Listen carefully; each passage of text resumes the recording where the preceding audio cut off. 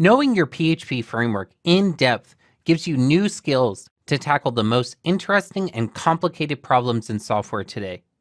Together, we're going to learn the ins and outs of Laravel, one of the most popular PHP frameworks, to give you the ability to impress your coworkers and your bosses with new solutions to old problems. And I'll work with you to build out a new Laravel application that'll let us explore the inner workings of Laravel and hopefully teach you some new tricks to show off.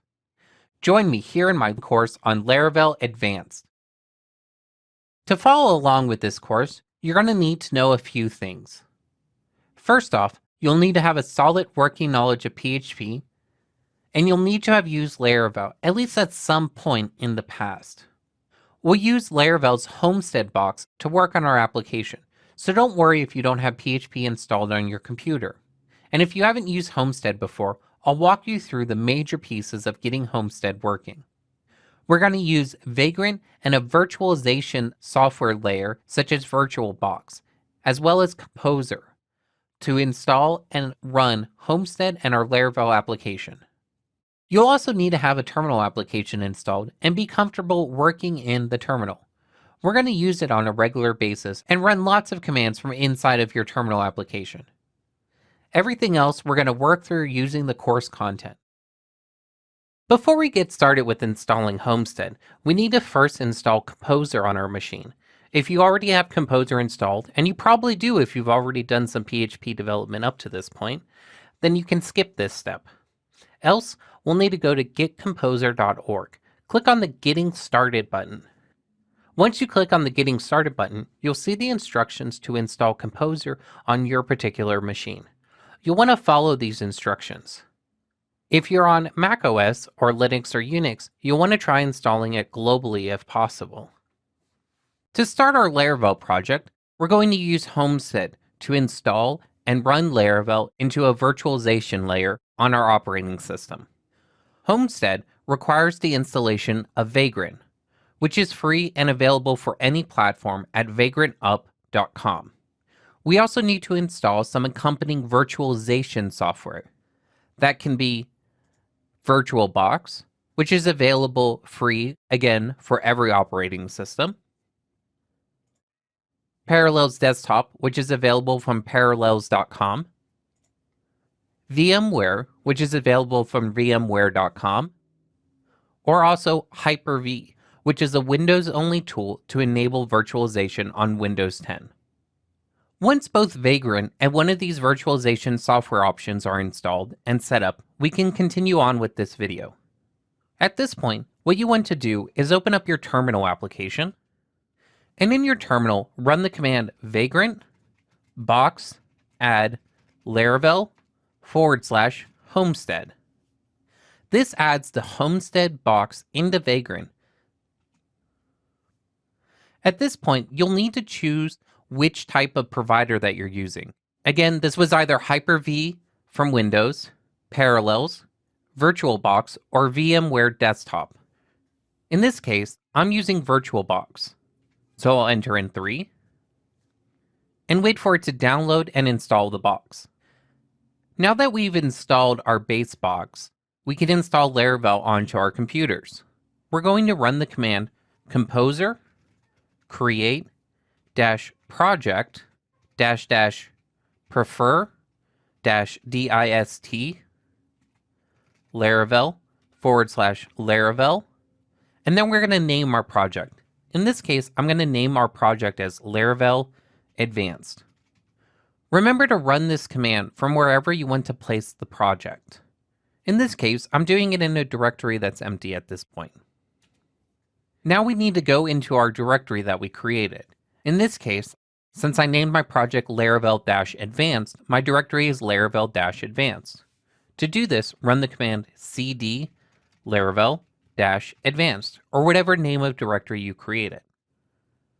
At this point, we need to run the command composer require Laravel /homestead -dev. At this point, we can run the command to make our Homestead box. On Macs and Linux-based box, the command is php vendor /bin vendor/homestead space make. On Windows, the command is vendor/bin/homestead space make. We're going to finish out this video by loading in the migration and the database seeder files from our exercise files for this course. If you look in the exercise files for this course, there's a migration file with a date, timestamp, and then basic_pointing_system.php. We're going to open that up, copy it, and then we're going to add it in our Laravel Advanced directory. We're going to add this migration to Database, Migrations,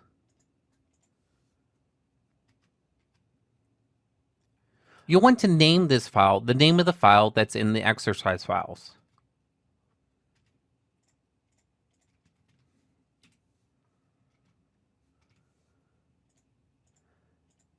Next, we'll look at the database seeder. We'll copy this. And we'll replace the database seeder.php that's located in our directory, database, seeds, and database seeder.php.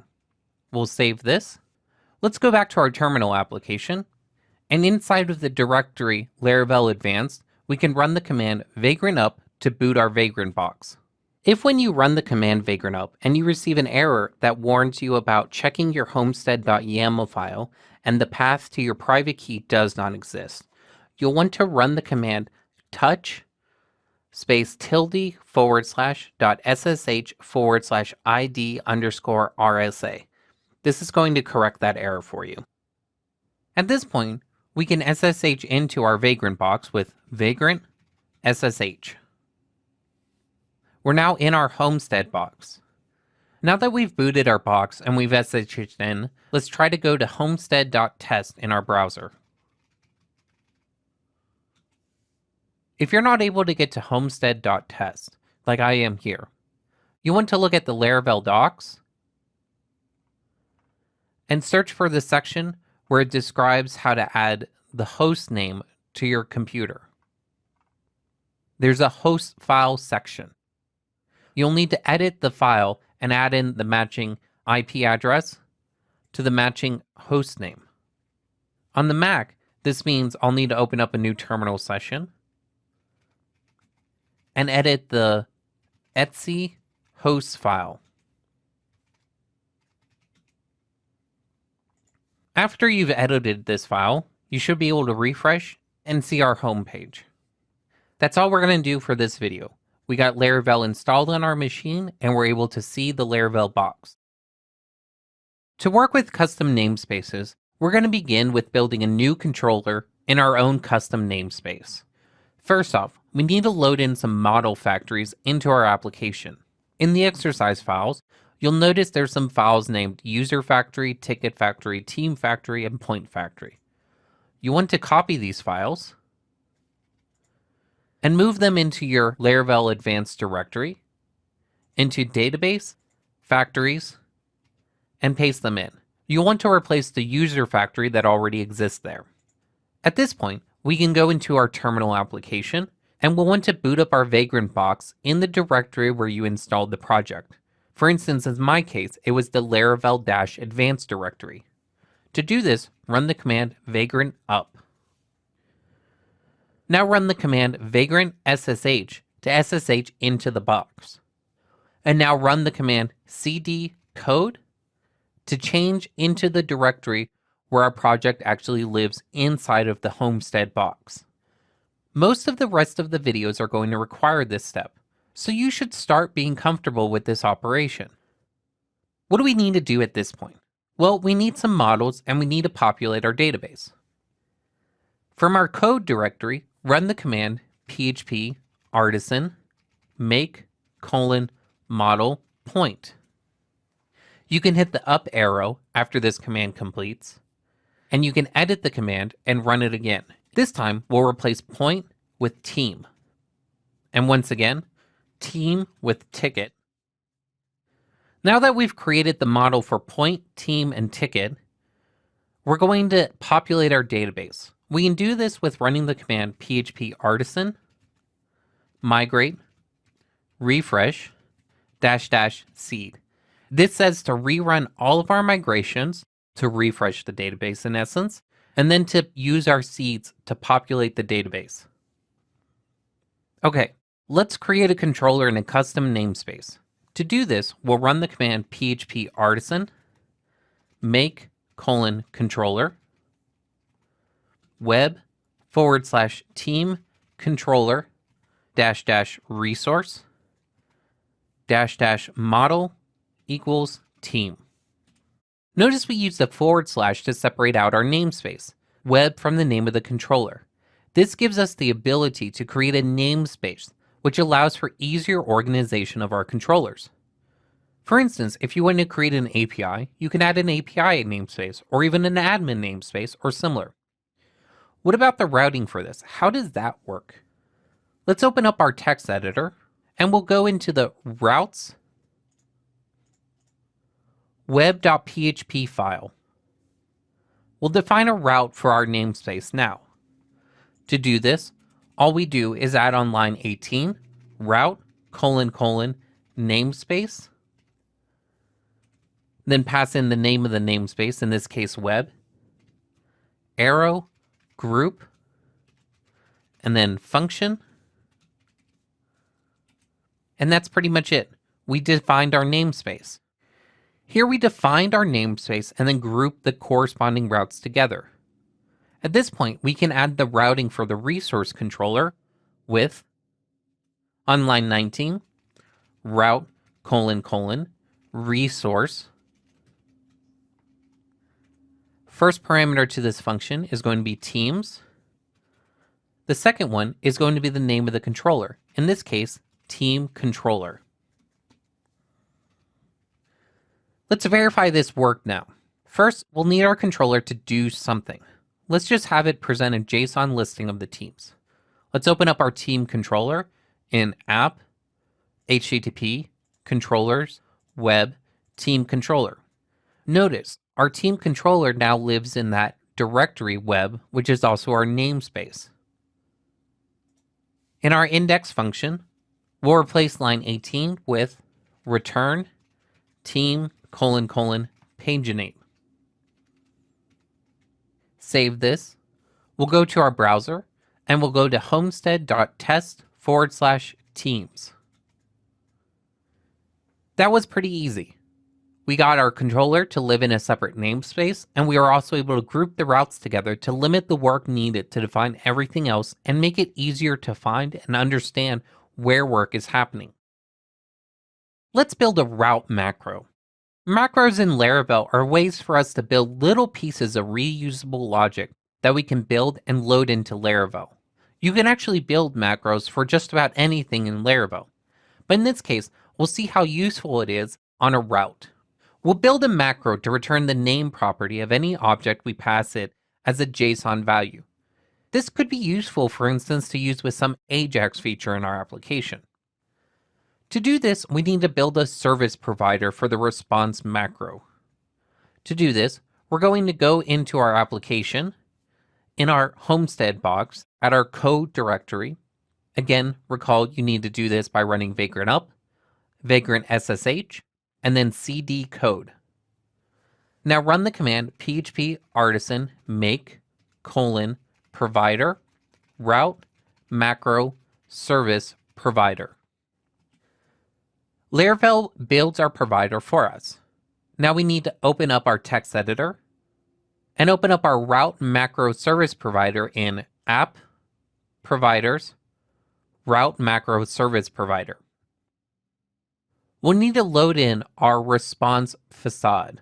To do this, we'll add, after line 5, use illuminate /support /facades /response.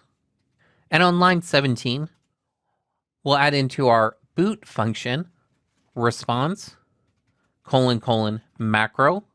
So we're defining a macro on our response object. The macro will be called J capital title for JSON title. It'll take a callback, so we'll add function. The parameter that it will take will be a model, And inside of our callback, we'll return response ::JSON. And inside of that, we'll return wrapped in an array model arrow title.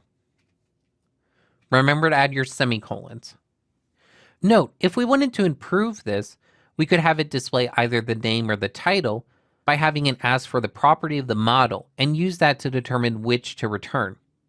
But this where we just return the title is going to work for now. At this point, we need to load our macro into our Laravel application so we can use it. To do this, we need to add the service provider to our list to be loaded. We're going to open up our configuration file for the application at config app.php. If you scroll nearly to the bottom, on line 137, you'll see a list of Laravel providers. Here we can add in our new provider, including the application service providers that are listed on line 176. We're going to add in our new provider here now. On line 177, we'll add app \providers \route macro service provider : class. Now we can open up our routes web file at routes web.php. And now we can use our macro in our web namespace group. So we'll add inside of that route namespace web, route : get. So this is saying we're defining a route that is a get HTTP response. The first one will be the URL that it'll operate on. So it'll be /teams/ and then in curly braces, team to be the model that we're dealing with, /title. And then we'll pass in a closure for what our response is going to be doing. So it'll be function. In this case, it'll be taking in a team. So we'll do \app \team. The variable will be team, our curly braces, and then we'll return response, which is a function, arrow, and then we can call our macro, which is title, and then pass in our team. Don't forget to add in your semicolons on line 22 and on line 23. We'll save this, and you'll know one thing we were able to do here with Laravel's explicit model binding is bind the team parameter to a team model instance. Now let's go to our browser. And if we go to homestead.test /teams /1 /title, we get the title of our team displayed in a JSON array. And again, almost all of Laravel classes has the ability to use macros. So if you discover another use case for this down the road in some other class in Laravel, definitely check them out and use them. Let's take a look at the routes that we edited in the last video. In our routes web.php file, you'll note that we grouped our routes together into this group function call. What's the advantage of having this route grouping? Groups gives us the ability to collect our routes together into a collection that we can use to apply similar properties, such as a middleware or a namespace across that collection of routes. In this case, we grouped all of our routes into a common web namespace. We can expand on this in a minute or two, but we can also pass in specific parameters to the group if we desire. So rather than calling a specific method ahead of the route group method, we can specify that same namespace or same middleware to apply to that group, or even say apply a prefix. Looking at our routes web.php file, we'll remove the line about the namespace. Don't worry, we're not going to lose it. This time we're just going to add it via the group method. So instead, have it be route : group. Then what we're going to do is we're going to define the group properties. In this case, we're going to add in an array as the first parameter to our group function. We can define the namespace with adding in namespace, arrow, web, and then we'll add in a prefix as well for this group. That means that we'll add in a key value pair of prefix with a value of testing. Let's go to our browser. And if we attempt to visit the old page that we did before of teams/1/title, we'll get a 404. That's because we're no longer at the route where this is available because we don't have our prefix in place. Let's add in our prefix now of /testing. And there we see our title again. Route groups give us the ability to do this type of action, to assign a collection of properties to a collection of routes. The two main ways to do this is either through the Fluent routing interface or this secondary way of adding an array of route properties to apply as a first property to the group function call. Named routes in Laravel is the ability for us to name a route and then enable the use of that name across the application to make it easy to direct users to a particular route. For instance, you might build a named route to the home page. This seems like a pretty common use case. Let's open up the routes web.php file in our application, and on line 16, after our closing function call, we'll add arrow, name, and for the parameter of the name function, we'll add home. So we're defining a name parameter for the route that's just at /. To use this, we'll start building out the view layer for our application at this point. We'll build a basic template, starting with the Bootstrap CSS library. You'll want to go to git bootstrap.com/docs/4.1/examples/starter-template. We'll view the source for this. Copy this all, and then we're going to update our templates to reflect this example template. Go back to our application and our code editor, and we'll open up our base template, which is at resources, views, and we'll create a new file called template.blade.php. We'll copy and paste the contents into this page, and we'll customize this page just a little bit. We'll use the global route helper function to display the route to the home page on line 31.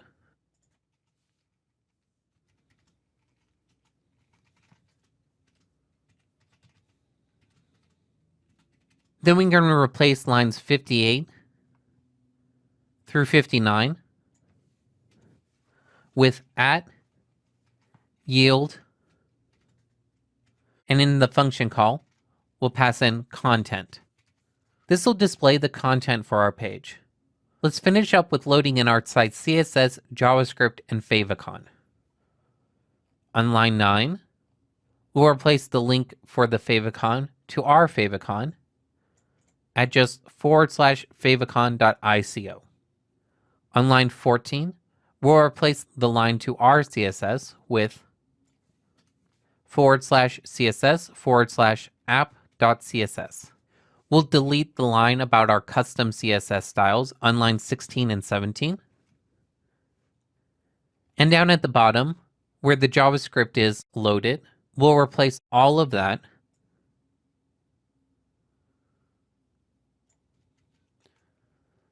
with script source equal /js/app.js, and then close out our script tag.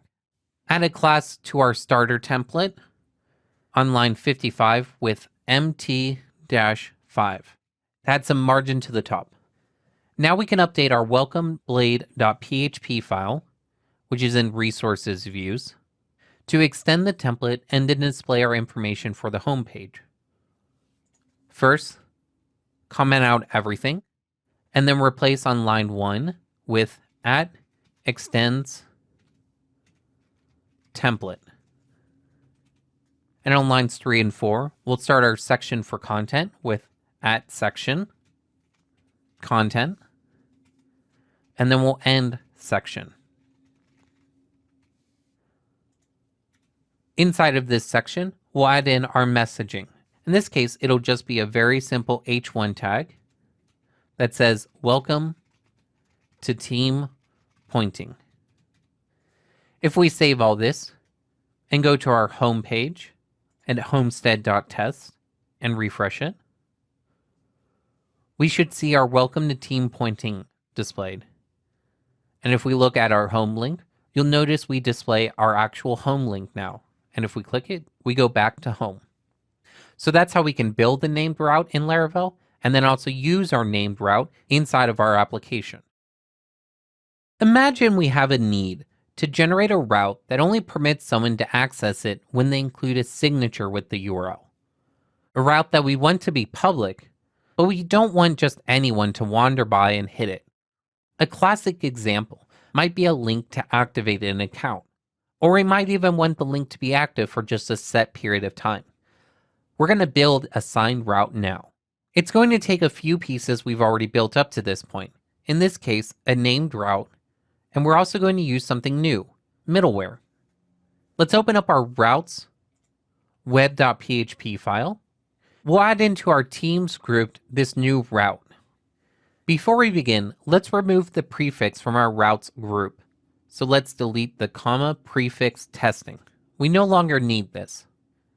After that, we'll create a new route. I'll do this after our team's title route. So in line 25 in my case, we'll add route : get. And this is going to work on the URL teams/team activate. So we'll pass in a first parameter of /teams, / and then in curly braces team, and then /activate. At this point, it'll call a closure.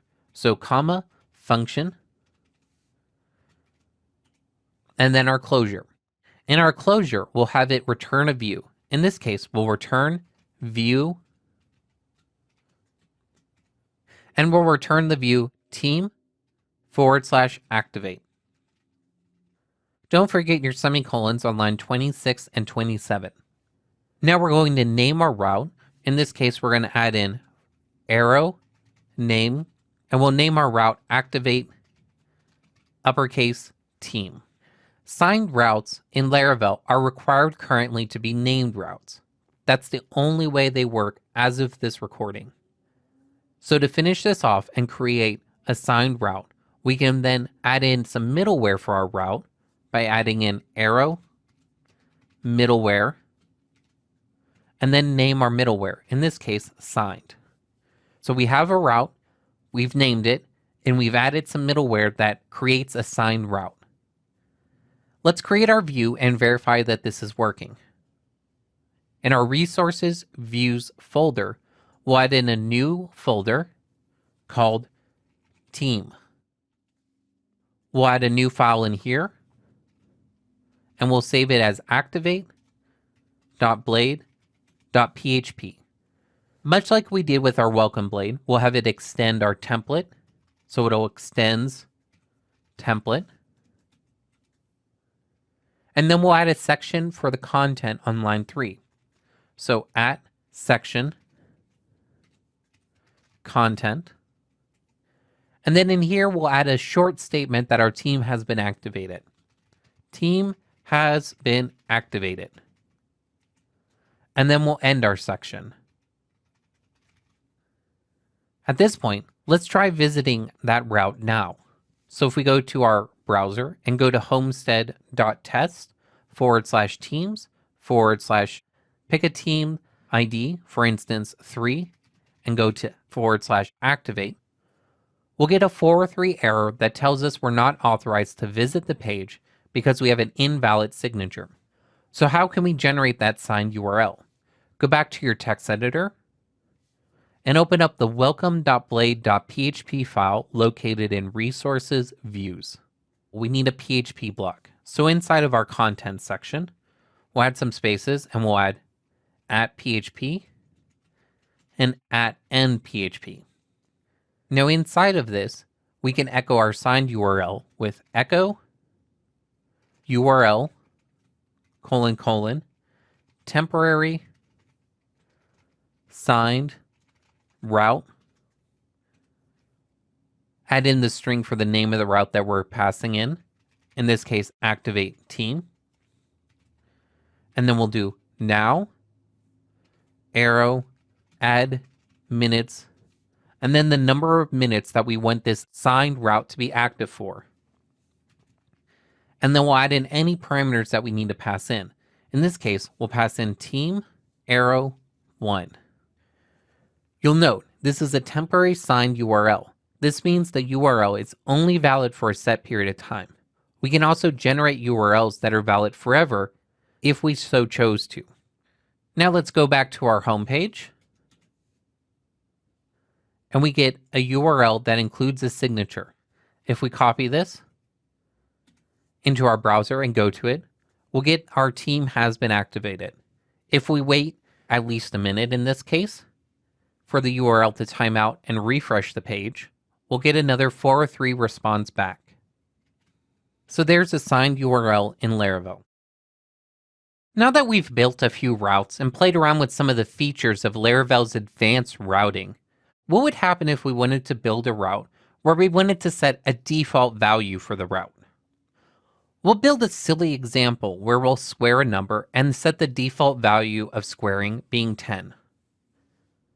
Open up our routes web.php file, and we'll add some code after our grouped routes. We'll create a new route called route : get.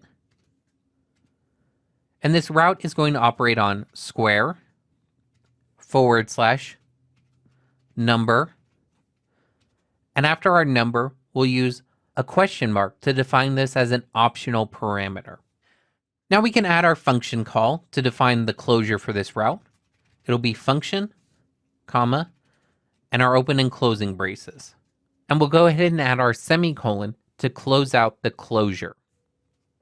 We can set in our function call the parameter and its default value. So we'll do number equal to 10. And then all we need to do in line 31 is just return number times number. Let's try this out. We'll go to our browser and visit homestead.test/square. And we'll see that it returns 100 because we passed in a default value of 10. If instead we do /5, we get 25 because now it's using our 5 value that we passed in for the number parameter. Now, obviously, this is a pretty silly example at this point. But what if we built a way for us to set parameters that we may not always want to pass? If you want to do this for an instance of an eloquent model, it requires a little more work, as PHP doesn't have the ability to define default object parameters for a function call. Instead, you would need to set the value as the ID for the record and then set a default value and retrieve the matching record. It's a little more complicated, especially to do this work inside of a single closure. But we can do all of this work, and it now gives us the ability to define default parameters for our URLs and our routes in Laravel. Request validation gives us the ability to validate a request itself, meaning rather than validating data at the controller layer like you might have already done, we can move it into the request layer. And this means our controller never has to deal with data that is invalid. We'll build that now with a form to add a new team. First, we need to build a form page. We'll add a new file, create.blade.php, in our resources, views, team directory.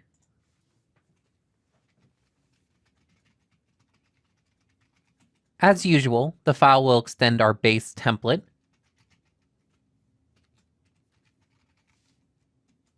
We'll add a section for our content.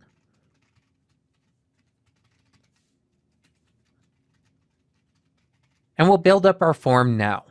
First, our form element. in our content section with form action equals, and we'll add our curly braces, and we'll define the action as action, and the parameter for our action function will be web / team controller at store. The method for this form tag will be method equals post. We'll close out our form. And inside of our form, we're going to add a cross-site request forgery protection.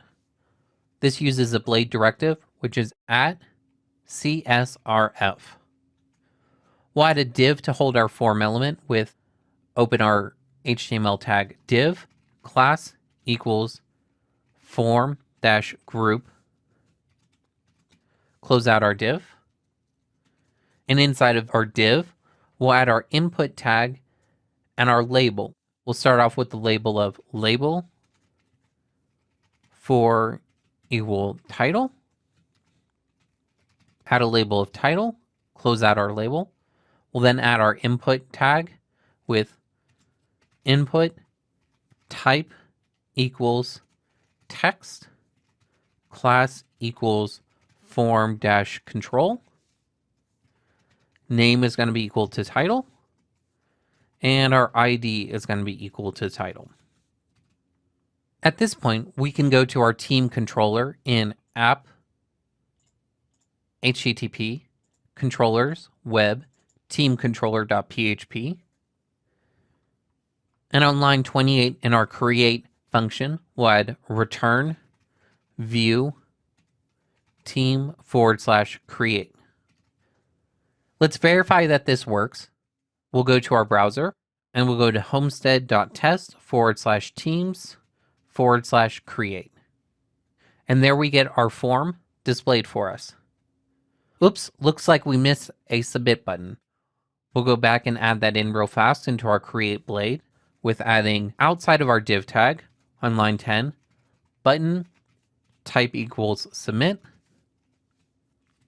We'll add a class to style it a little bit of button and button-primary. We'll add create and close out our button tag.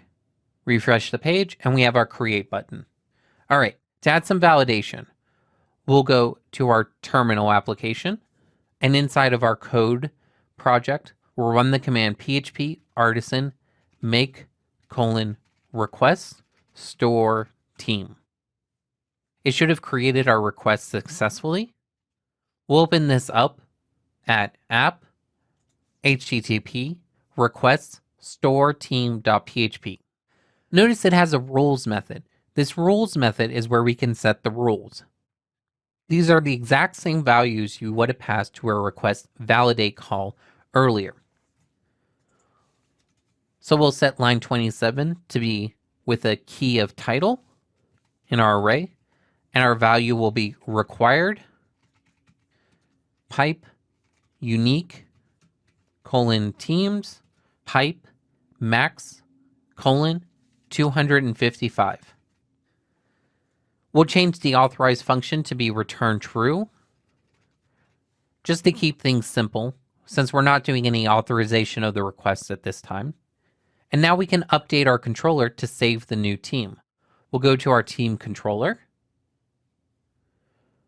and on lines 39, we'll do team is equal to new team.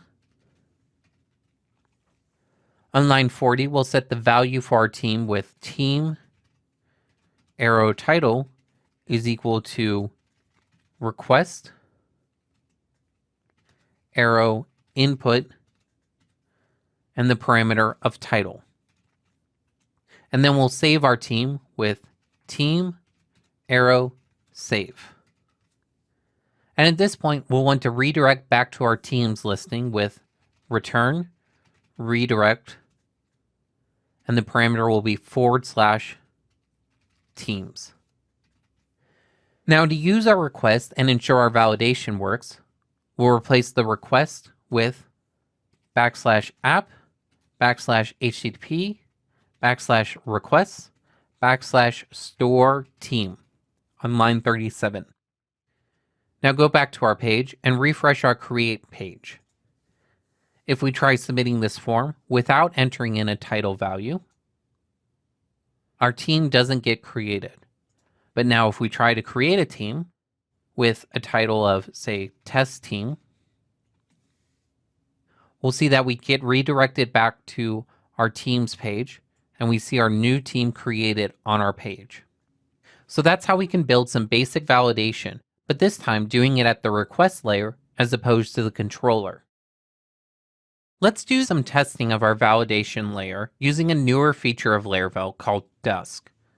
Dusk gives us the ability to do browser-based testing. To begin, in your Homestead box, in the code directory where your Laravel application exists, run the command composer require --dev Laravel /dusk. After this installs the packages required for Dusk, we need to run the command php artisan dusk:install to install Dusk into our application. At this point, we can run the command php artisan dusk:make team create test. This command will create a new Dusk test class for us. We'll open up this file in our text editor, which lives in test browser team create test.php. You'll see this has an example test. We'll rename this test to be test create pass. This browser is a function that gives us access to a browser instance that the tests are running in. Under the hood, this is using Chrome driver, a CLI web server that uses Chromium to act as a browser, giving us the ability to run real tests against a real browser. In this case, our browser is visiting the home page. We'll replace this with visiting our team's create form by doing browser arrow visit and go to /teams /create. And rather than inserting that we see Laravel, we want to fill in the form field for title. So we'll replace the assert C with type. And in this case, we define the field that we're filling in this case, title. And then we pass in the value that we're going to fill in this case, sample team. Then we want to have it press a button. So we'll have press create. And then we want to assert that our path is /teams. To verify that our validation is working, we'll duplicate this test. So copy lines 16 through 24 and paste it in as lines 26 through 34 and rename it to create fail. And this time, when we type in title, we'll leave it blank. And we'll assert that we get redirected back to teams create. So there's two tests. Note, if we did more validation work or if we had error messages, we could also code that into our test. At the moment we don't, so we didn't write in those tests. Let's run this from our CLI in the Homestead box by going to our terminal application and running the command php artisan dusk. Great, it worked, but we had one test that failed because the example test is looking for Laravel. Let's simply delete that file so we don't have to worry about it. We'll go back to our text editor and we'll delete the file example test. Go back to our terminal and rerun the test now. And if you'll look, our tests failed again. This time they failed because our validation also ensures that the team's name is unique. So how can we fix this? Laravel gives us the ability to run our tests isolated from the database. We'll go back to our text editor. And at the top of our class, we'll use a trait. This trait is that database migrations trait. So we'll add on line 11, use database migrations. Now go back to Homestead, and Laravel Dusk also includes the ability to rerun the test that failed the last time first. So we can do this again with PHP artisan dusk :fails. And there we go. We built some validation and ensured our validation is correctly working. One of the things Laravel makes easy is doing request authorization, or ensuring a user is permitted to access a page. We can do this with the request validation class we already built. In our Homestead box, run the command php artisan make :auth to install the Laravel authentication scaffolding. After this, we want to register as a new user in our application. We'll go to homestead.test/register, fill in the form with our name, our email address, and a password. In this case, I'm just going to use password. And we're registered and we're logged in at this point. So now we have an account. So how can we set up an authentication layer on the request? Let's go to the store team request that we created earlier in our text editor. That's at app http request store team.php. Now on line 16, where we return true, let's instead return, and inside of parentheses, this arrow user parentheses arrow team underscore ID equal null. This says to get the current logged in user's team ID. If it exactly equals null, return true, else return false. Seems straightforward. Let's go to the team's create page in our browser at homestead.test/teams/create. And we'll create a new team. In this case, I'll test our title out of team logged in as me. And there is our new team created. How about verifying that it fails?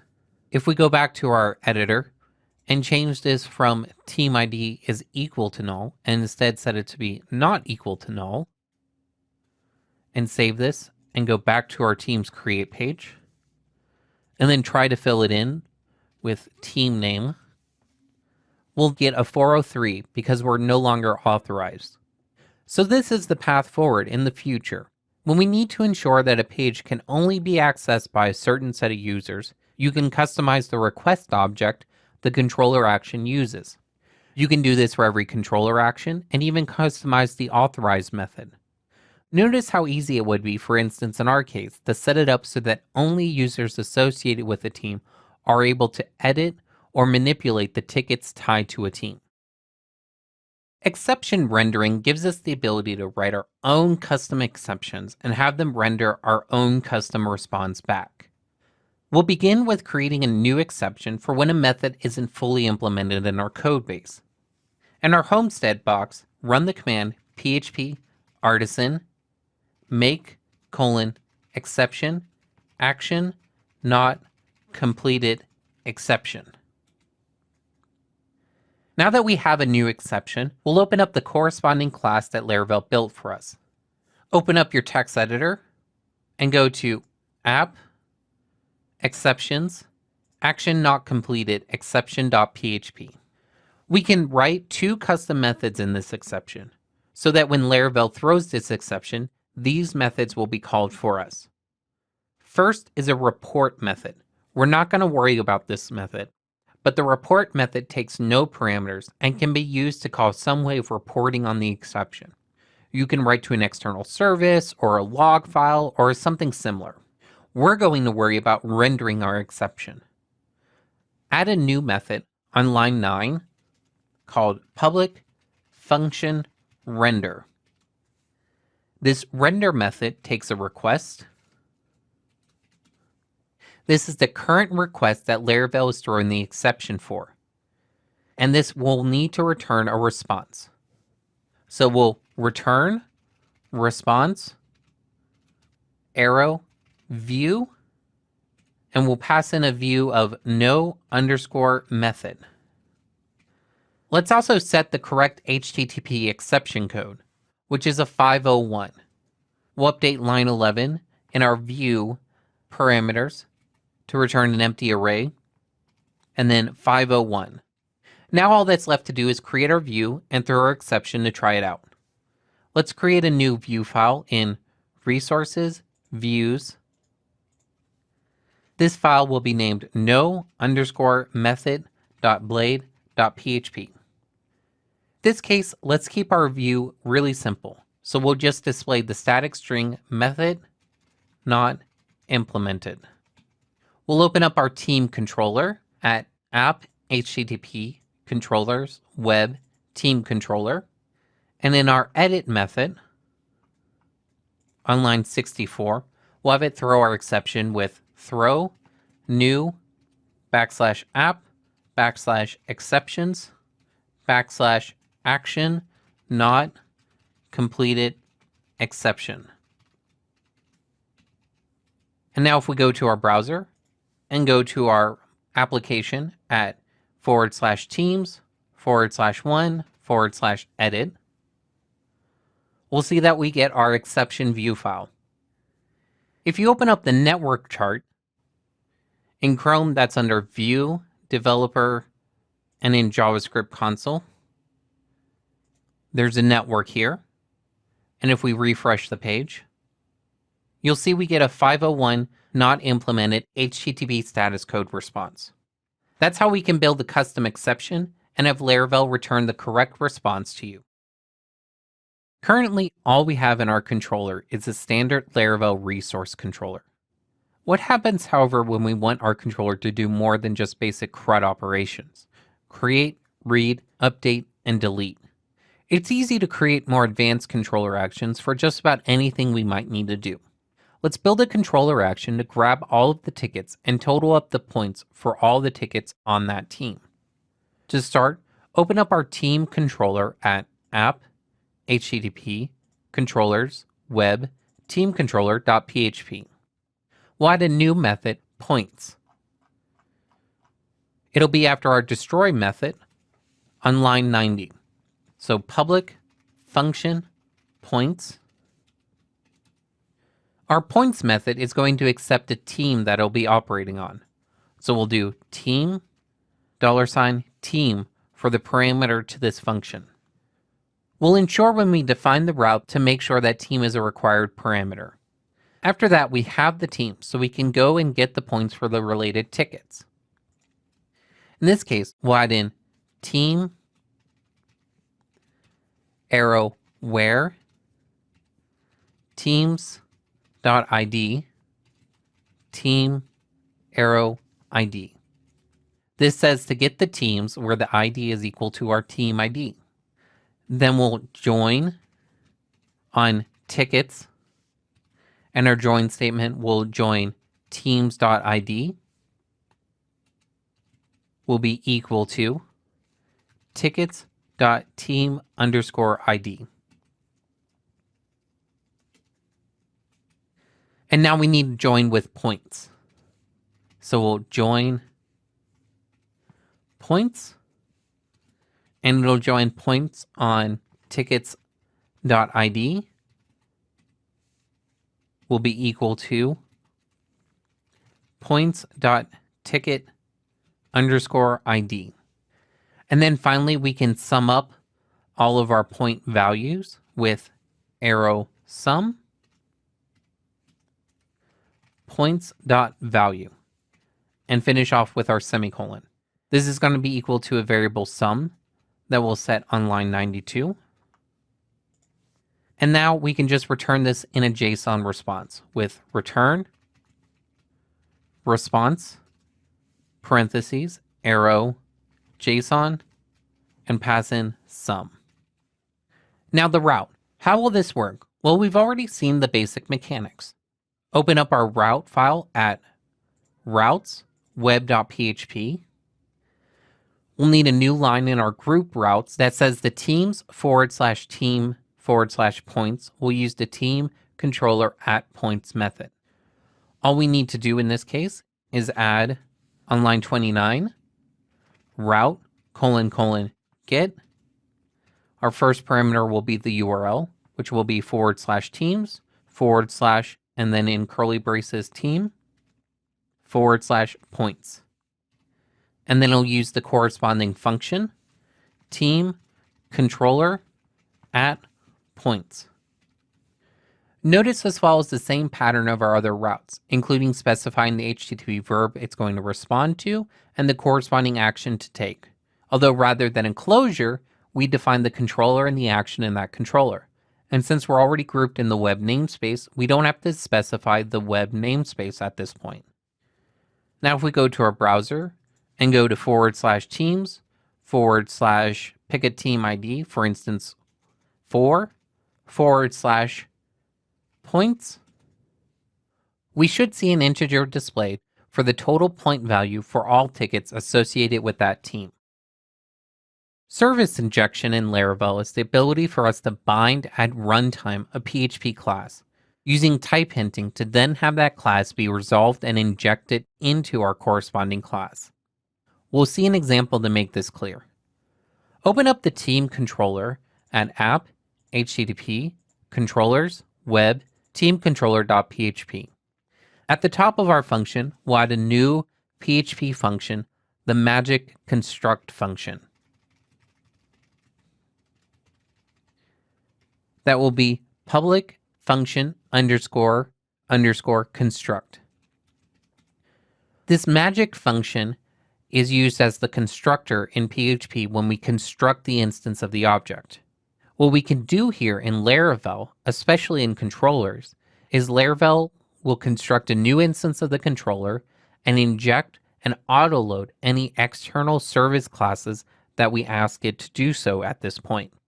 There's more complicated and different ways of accomplishing this depending on your needs, but this is the most common approach. All we need to do is define a parameter that this constructor is going to take. In this case, we'll pass in /app, /teams, /repository. And it will be a parameter name of teams. We'll then define a property for this class of this arrow teams is equal to teams. Now we can create our corresponding class that we're going to inject. We'll create a new folder of class in our app directory. And then we'll create a new file in here called repository. We'll create a new PHP class for this file. So we'll set up our open PHP tags, our corresponding namespace of namespace app /teams. And then we'll set up our new class on line 4 with class repository. We'll add a new function points, public function points. And here our points will take a team instance. So we'll pass in team. Now we'll pull the logic out of our controller for getting the sum of the points and moving it into this repository. We'll go back to our team's controller, scroll down to the bottom, and copy out that sum is equal to team where all that fun stuff from lines 96 through 99.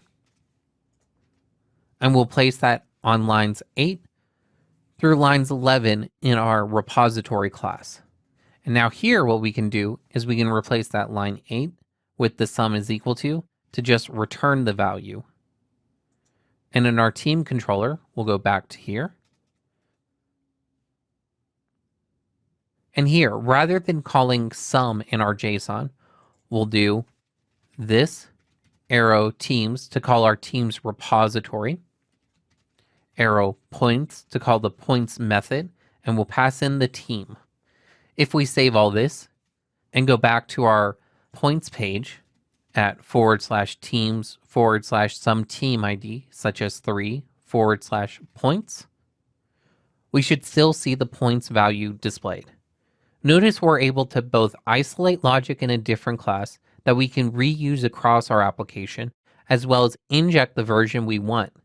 This now makes our instance of the team repository class replaceable at runtime, making this much easier for us to do any unit testing in this class, since we can set the constructor argument and replace the repository with a mock if we need to.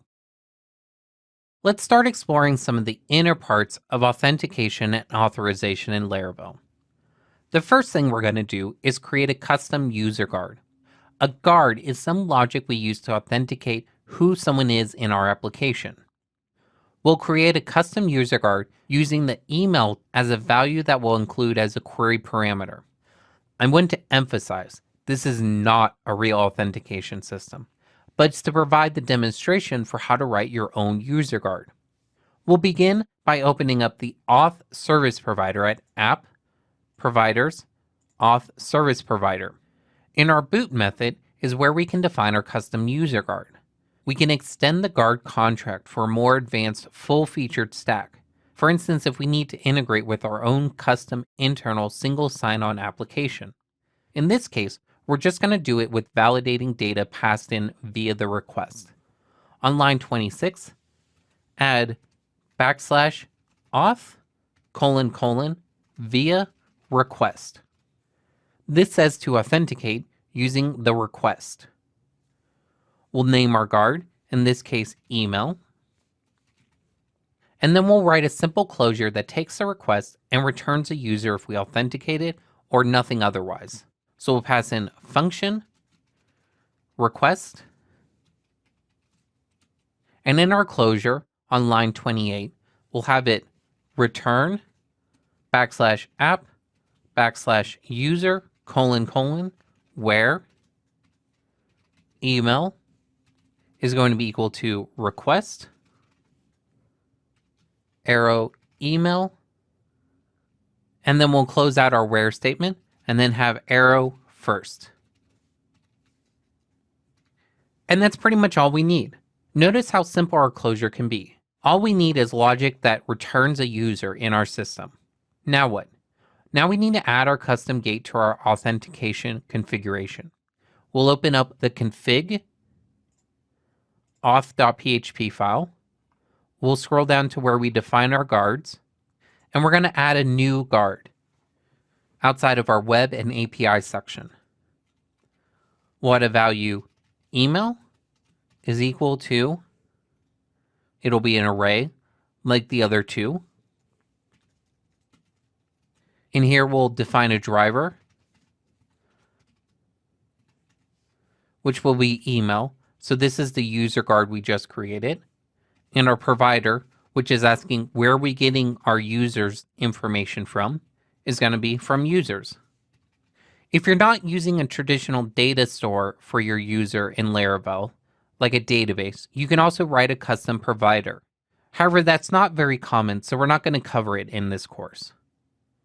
Now we just need to use our guard somewhere. Let's open up our web routes file at routes web.php. We'll go to our square route and we'll add it to use our middleware. All we need to do is do arrow middleware on line 34. And then we'll pass in the name of the middleware that we're using. In this case, auth:\email. This says to use the middleware we defined in our auth configuration for the email key. Now we're going to try it out. Attempt going to homestead.test/square/5. You should get redirected to either the home page if you're already logged in, or if you're not logged in, you'll get redirected back to the login page. Now this time, try it with going to square/5, and then we'll add in our query parameter of email is equal to, and then the email we registered with.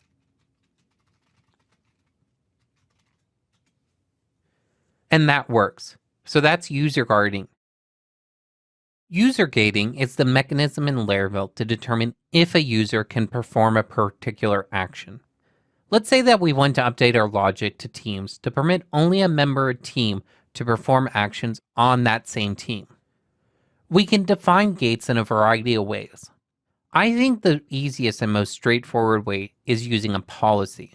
A policy is basically a PHP class that defines the logic for gaining access to that resource. How do we create a policy? We do it like we do a lot of things in Laravel, using artisan make. Open up our command line application and run php artisan make : policy team policy -- model equals team. This creates a new policy class with standard methods using the team model. You can view this file by going to our code editor and opening up app policies team policy.php. For our view method, let's set a restriction that the user has to have the team ID equal to the team that they're viewing. This means we'll replace line 22 with return user arrow team underscore ID is exactly equal to team arrow ID. We can also permit everyone to perform an action. We can do this on line 33 on create to just have it return true. Now we need to define our policy and load it into Laravel. We'll open up the auth service provider at app providers auth service provider.php. In the list of policies where we have on line 16 of app model, we'll add in a new line, line 17, that will be app \team, and it will be equal to app \policies \team policy. This adds our team policy into our application. Now to authorize our resource actions, open up the controller at app http controllers web teamcontroller.php, and in our construct method, we'll add the line this arrow authorize resource. We'll do team : class, team. Let's try this out. Go to your browser and first ensure you're logged in by going to homestead.test/login. If you're already logged in, you'll be redirected to the home page. If not, log in now. If we go to homestead.test/teams/create, you'll see we can visit the teams create page. But if we try visiting teams/1, we'll see that we get a 403 error. That's because our user account isn't associated with the team of ID of 1. What happens if we try a method that we didn't set up authentication for and isn't in the normal resource controller like points? If we go to teams/1/points, we'll see we'll be able to access the points value. That's because we set up this authorization as a resource. We can either add this using middleware via the can middleware, or if we go back to our controller, we can use the authorize function to tell it to use the underlying policy method that we wish. We'll do this by going down to our points method, and we'll add the line this arrow authorize, and then we'll define the method that we want to use, in this case view, and then team. This says use the policy for the team model and use the view authorization method. If we save this and refresh our browser, you'll see we're blocked again. So that's how easy it is to build in an authorization layer in Laravel. Before user gating is the ability to basically add a callback to our user gate and permit it to be bypassed. We'll build an example now. And again, we'll run php artisan make policy site policy. This site policy is going to be our base policy for our application. We'll use a before method that can be called before any other policy method is executed. Open up our text editor and go to app policies site policy.php. We'll add a new method on line 22 called public function before. Our before method, similar to our other authorization methods, takes a user and an ability. The ability is the action the user is attempting to reach. This before method is going to return true in the case of when we want the user to access the ability, false to deny access, and null to let it fall through to the corresponding ability method in our other policies. In this case, we wanted to return true if the user's team ID is null. We'll call that a determination as if our user is a super user. To do this, on line 24, add if is underscore null, user arrow team underscore ID. And in our if statement, we'll return true. Now all we need to do is have our team policy extend our site policy. So we'll open up team policy in app policies team policy.php, and we'll extends site policy. Recall our view policy method wouldn't permit us to view a team unless our ID matched. But if we go to our browser now and go to homestead.test/teams/some team ID such as 3, we're now able to view our page. So that's the ability to write up before policy method and provide the ability to basically generate super user privileges. What about permitting a guest user to access a route? A good example of this might be your sign-up page. You might normally want a user to be authenticated to access a page, but in some cases you want certain users or unauthenticated users to be able to access a page. Our team creation page is a good example of this. We don't want existing users to be able to create new teams, except for possibly super users, but we might want new users to sign up for a team and start using the app right away from this page. We'll start by opening up the team policy class at app policies team policy.php. All we do to enable a non-logged in user to access the page is on line 31, update the type hint for the user to use the optional type hint parameter.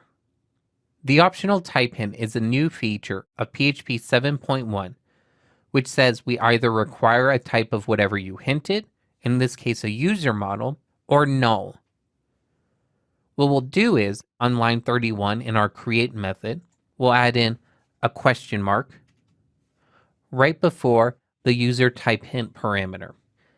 And now we want to have our policy method return false if the user is logged in. After all, if the user is a super admin, they'll get passed through from the site policy class, which is what we want. And if they are logged in, we don't want them creating a new team. So we'll update line 33 to read as return is underscore null user. Now we'll save this and we'll visit in homestead.test/teams/create. We get access to this from our logged in account, since our logged in account doesn't have a team associated with it. If we tried this in a private browsing instance, we'll also get access to it because we're not logged in and we have that null user gating in effect. Eloquent is Laravel's ORM system. As part of this, you've probably already seen building models and customizing selects to retrieve the right data. We're going to expand on all of that and hopefully learn some new tricks. The first is global scoping, where we can define a scope for a model or a set of models such that every query will add some conditional where clause. We'll see this now. We'll create a new folder in the app folder titled Scopes. We'll create a new file in Scopes called pointscope.php. We'll add, as usual, our open PHP brackets, and on line 2 define the namespace as namespace app/scopes. We'll need to use 3 different classes in this. The first one is use illuminate \database \eloquent \builder. Next, we'll use illuminate \database \eloquent \model. And then our third model will be use illuminate \database \eloquent \scope. We'll create a new class point scope, implements scope on line 8. After this, we can write our apply method. Our apply method is the method that applies our scope. So we'll add public function apply. This will use a builder for the first parameter. Our second parameter is a model. Inside of our method, we can define the scope. In this case, we're going to ignore all tickets that have a value equal to 16. So let's do builder, arrow, where, value, comma, and then we'll define our second parameter as not equals to, comma, 16. We could do a more complicated query here, but this should at least give you the idea of how a scope operates. If you've used the Laravel soft delete trait, you've already seen how a global scope operates. To load our global scope, we open up the model that we want to add our scope onto. In this case, the model for point. So we'll open up point.php in app. We'll create a new function, protected, static, function, boot. In this boot method, we need to call the parent boot method with parent : boot. And then we can add our new global scope using the call to static : add global scope, and then pass in the class for the scope instance, which will be new \app \scope \point scope. This adds our scope onto the model for all queries performed. Though we do have a model method without global scope, we can add to remove the global scope, or if we have multiple global scopes, without global scopes. Eloquent includes an eventing layer that we can hook into to have logic run when something happens for each model instance. Let's add some logic so that when we create a new user, it randomly assigns that user to a team. To start, we'll be working in the user model located at app user.php. We'll follow the same logic we did before with a boot function. This requires us to add a boot method into our class. We'll add on line 31, protected, static, function, boot. As before, we're required to call the parent method with parent : boot on line 33. In this boot function, we can call a static method named after the event we're going to be interacting with.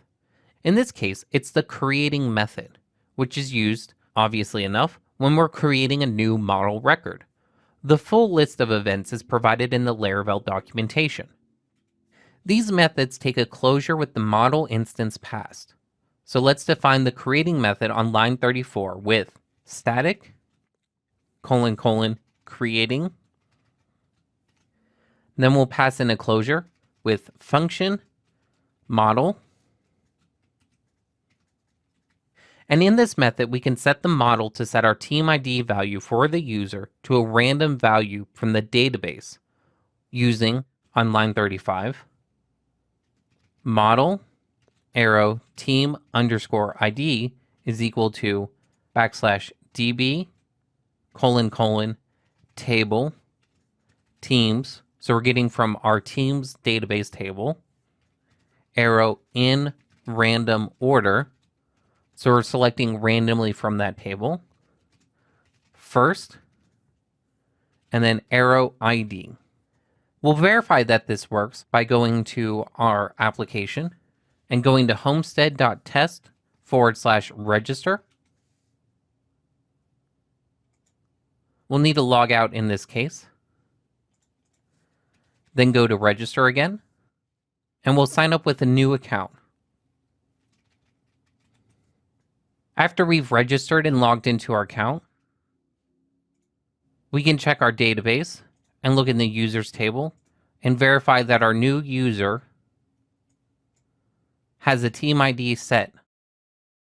What if we want to do more than just fire off a single event?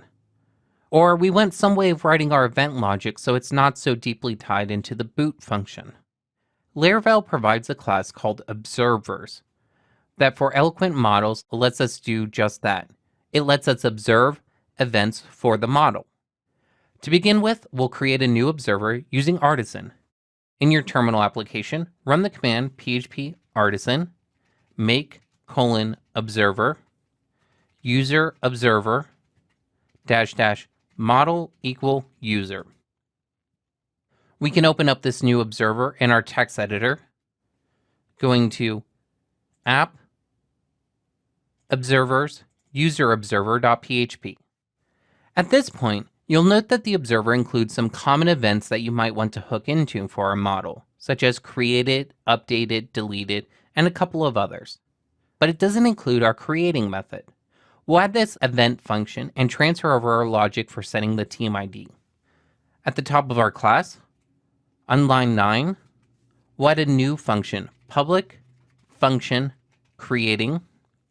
It'll take a user parameter. And on line 11, it's going to reflect what we did earlier, only using our user instead of model. So user arrow team underscore ID is going to be equal to \db : table teams arrow in random order arrow first arrow ID. And that's it for our observer.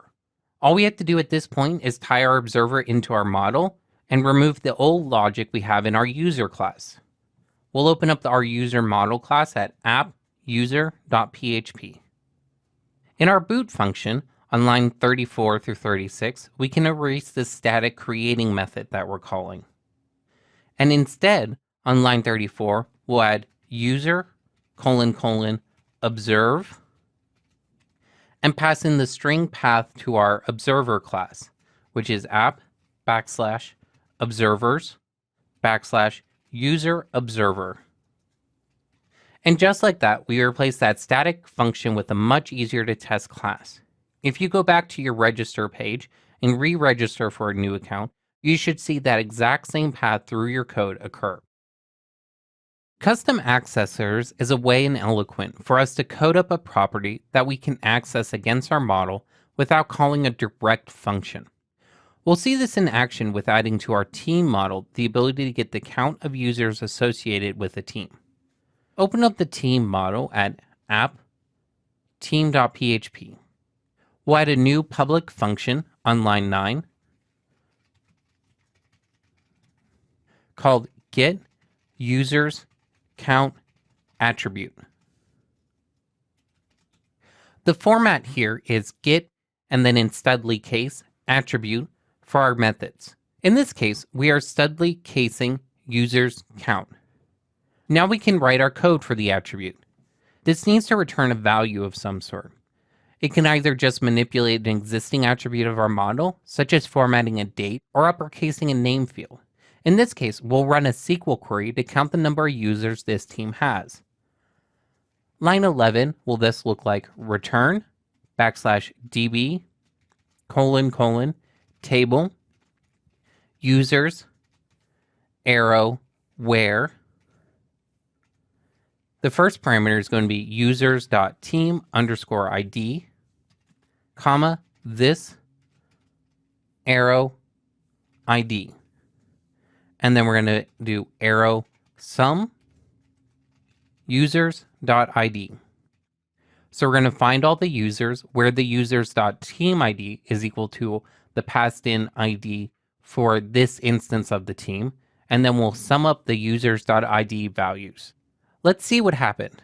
If we're logged into our original user account we created, and we attempt to go visit homestead.test/teams, we should get to the page, but we don't actually see our new attribute. That's because we have our attribute available if we call it, but it's not automatically appended to our model when we access it as an array or a JSON representation. To change this, we'll go back to our model class, and we'll add after our function a new attribute, public appends is equal to, and then pass in an array and the name of the attribute that we're appending, in this case, users_count. That attribute will automatically append the users count attribute to our model representation. If we save that, go back and refresh our page, we'll now see that there's a users count attribute associated with all of our model instances. We can also define mutators when we want to override the way in which we want a value to be saved to our database. Imagine you need to ensure that a field is always uppercase, or that it's formatted in some particular way before it's inserted into the database. We'll do this now with our team titles to ensure the title of the team is always uppercase. We'll open up the app team.php file, and after our appends attribute, we'll add a new function. This function will be similar to our get users count attribute, but instead be set title attribute. So that is public function set title attribute. Our mutators take a value parameter, which is the passed-in value of the attribute that we're modifying.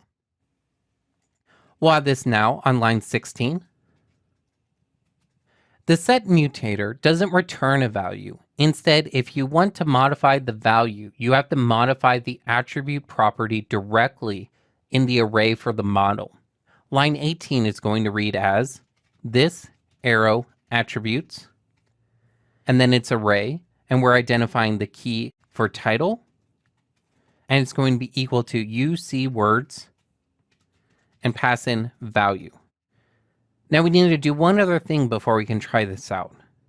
Earlier, we set up our form request for storing a team with an authorization method that we need to unset. So open up our request at app http request store team.php. Replace line 16 in the authorized method with return true.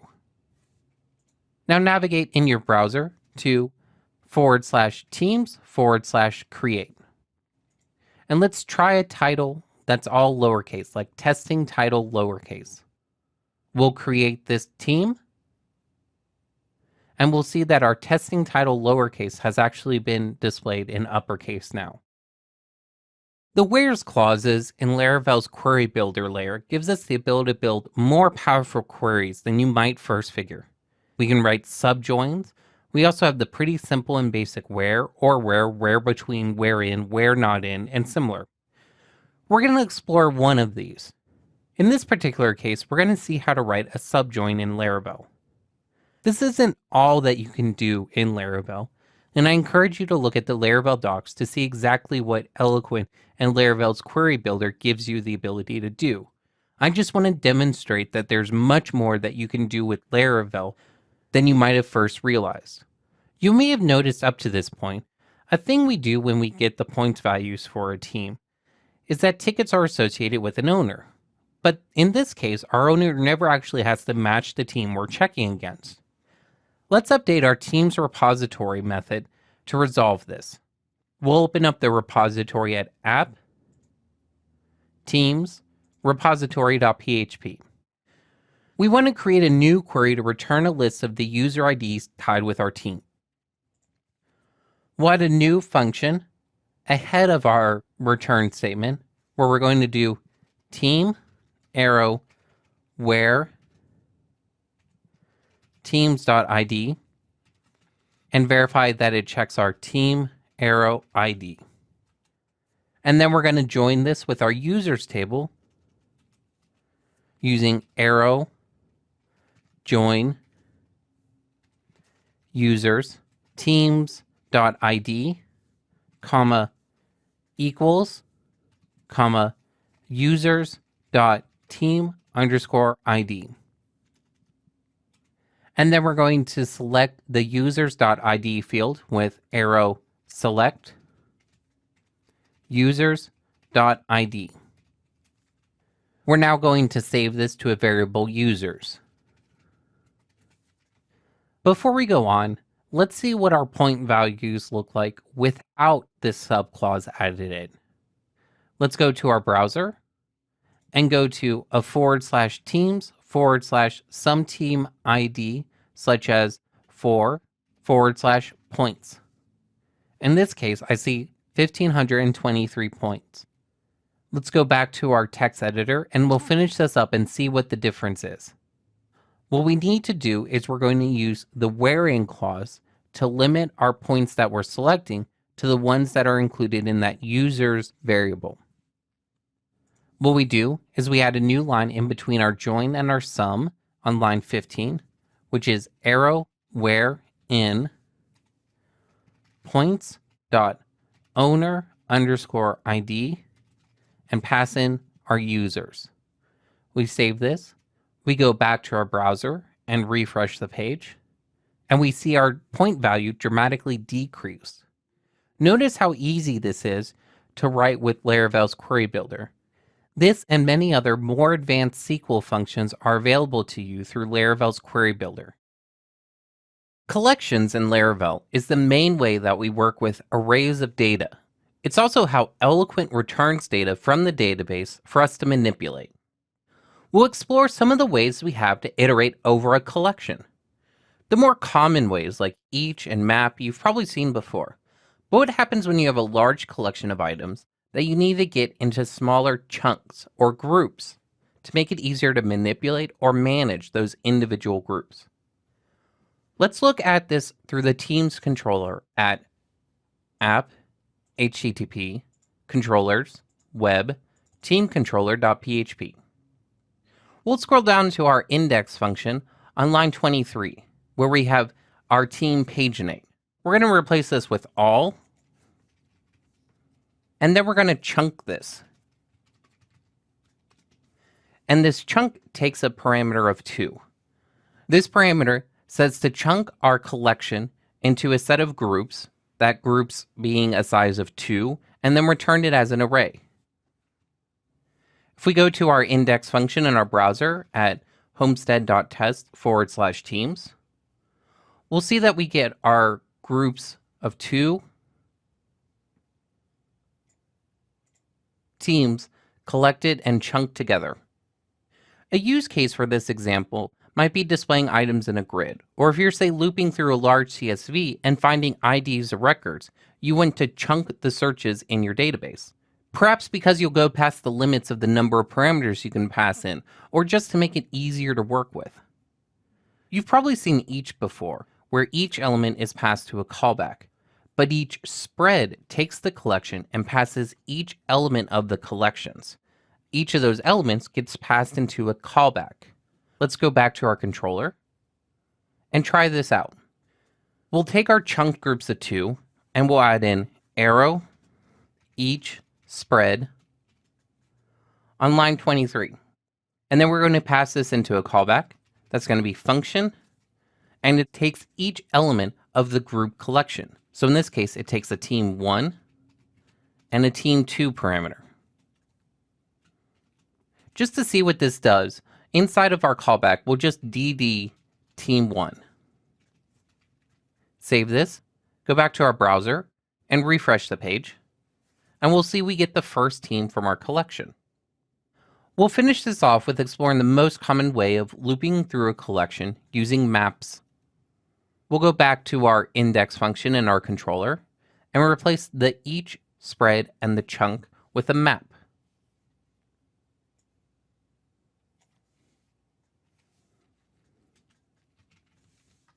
Now our map function also takes another callback, but this time the callback's going to be a team, or the item, and then the key, for the key in the collection that we're dealing with.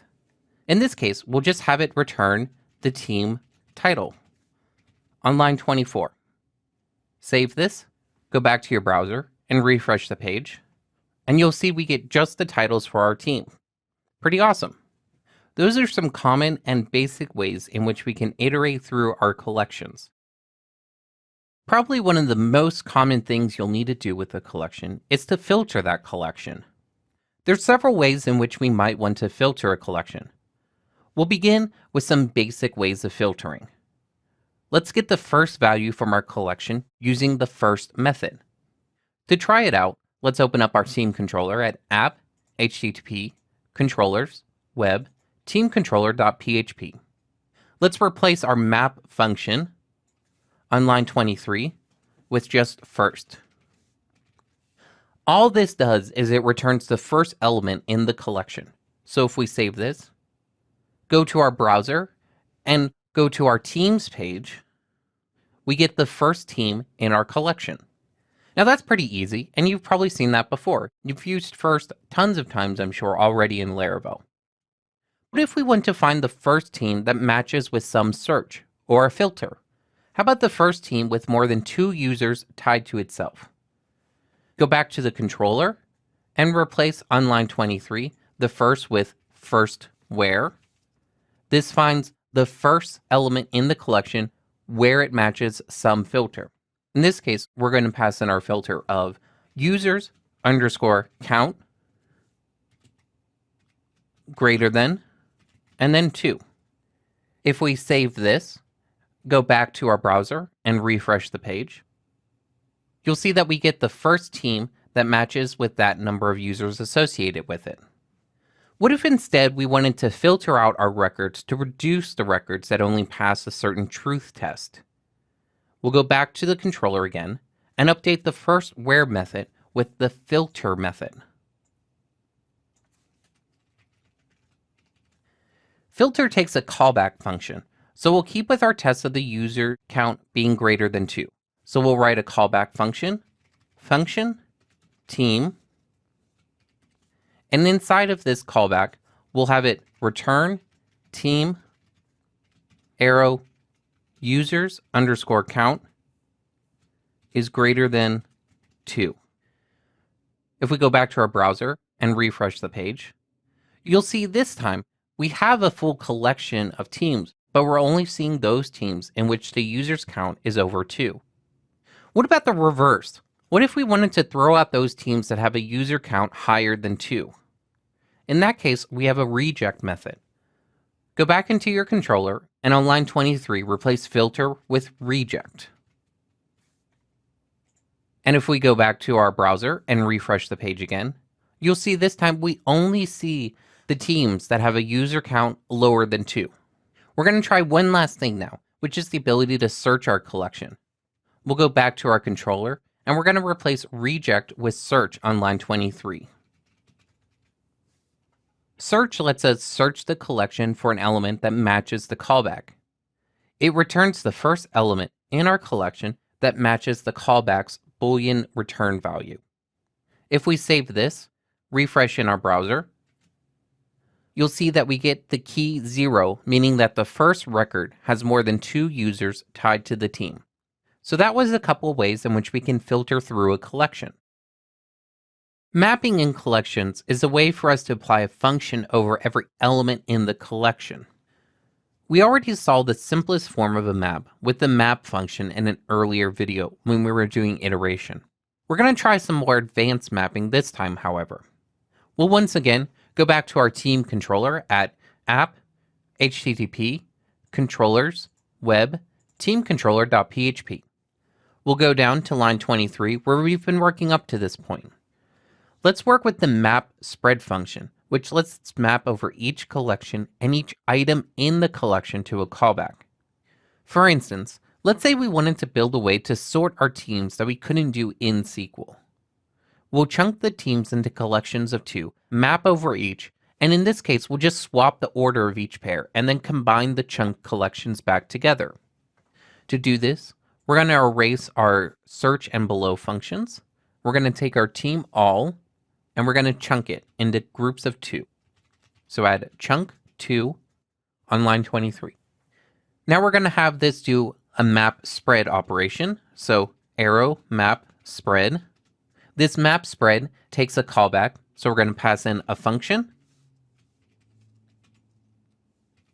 Into this function, it takes every element of the collection. In this case, we have 2 because we chunked our collection into groups of 2. So we're going to pass in team 1 and team 2 into our callback. And now what we need to do is we're going to swap the order. Map spread can take a return of an array.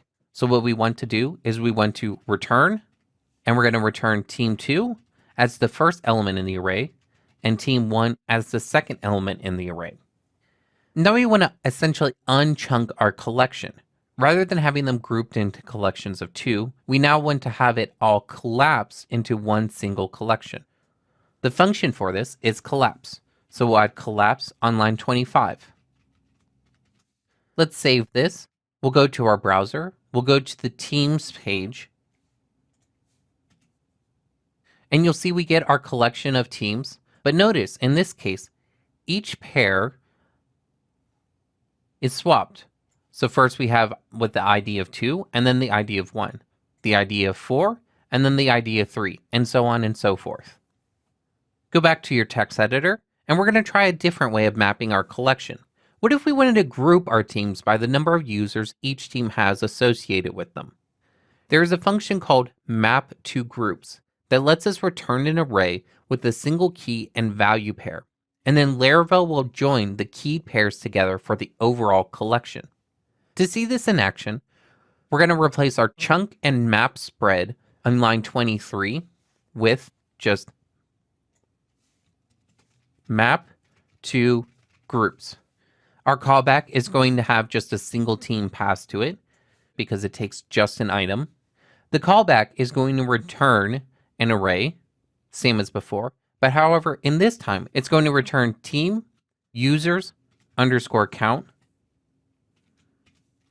And for the value in the array, it's going to return the team ID. So we return a key value pair. Laravel is going to join up all of those keyed pairs together, and we're going to see all the teams with their IDs that have the same number of users associated with them. We can also remove the collapse at the end of this chained functions. We'll go back to our browser and refresh the page. We'll see here now that we have the number of users associated with a team, and they're grouped so that the one with 0 users are all grouped together in this case.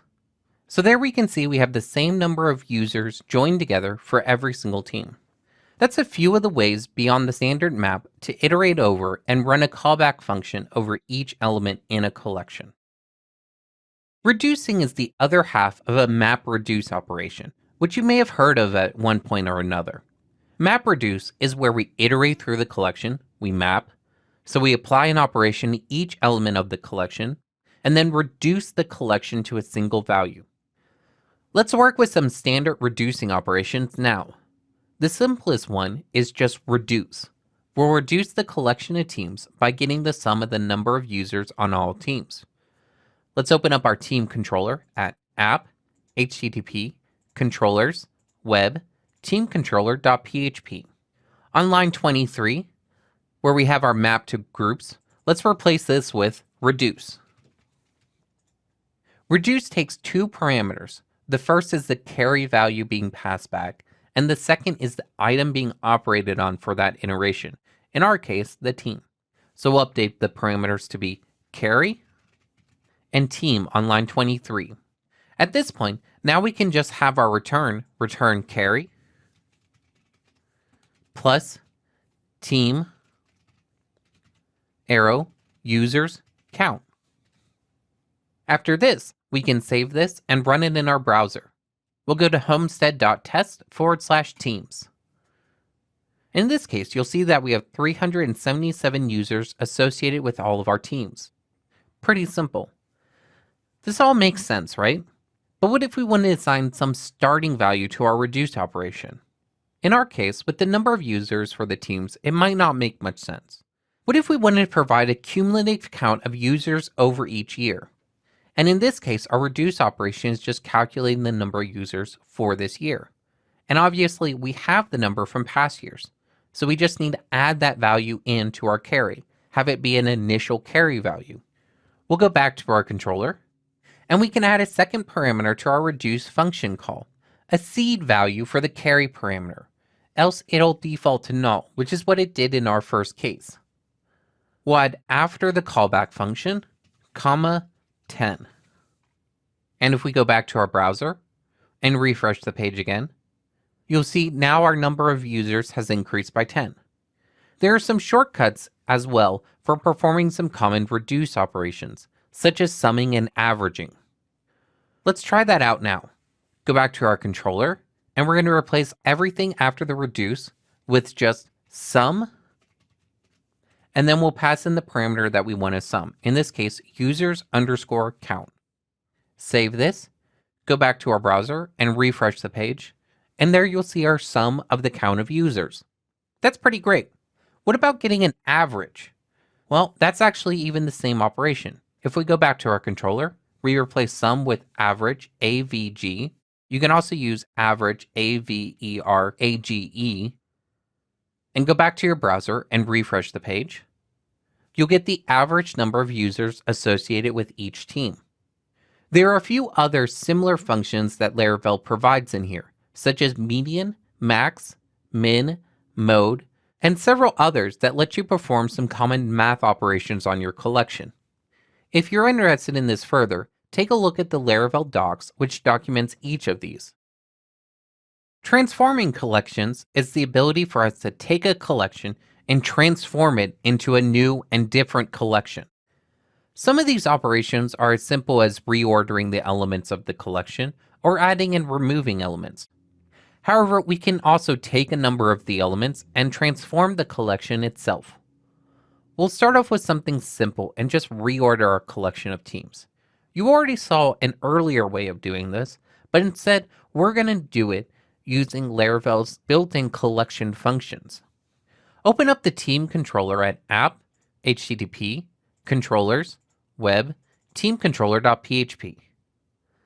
Let's replace the average call with just shuffle on line 23. All shuffle does is it does exactly what you expect it does. It shuffles the elements in the collection, like you're shuffling a card deck. If you go to your browser and visit the teams page, you'll see that the order of teams in our collection is now shuffled. What if we wanted to order our collection by its specific value? Let's go back to our editor and we'll replace shuffle with sort by. Sort by can take a parameter that we want to sort by. In this case, we'll use users underscore count.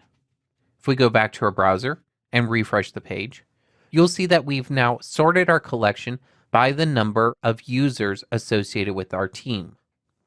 You note that we get the key associated with the team first off.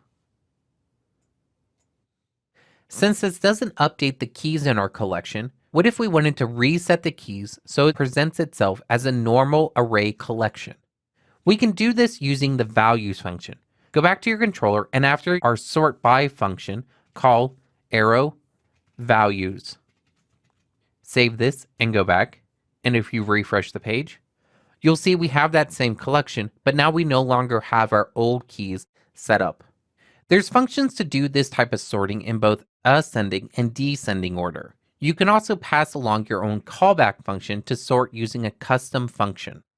Now we've already seen some of the chunk functions to group our collection, but what if we wanted to remove an element from the collection? We'll go back to the controller and we'll replace our sort by and values with just take two. This take function takes our collection and removes two of the elements from the collection.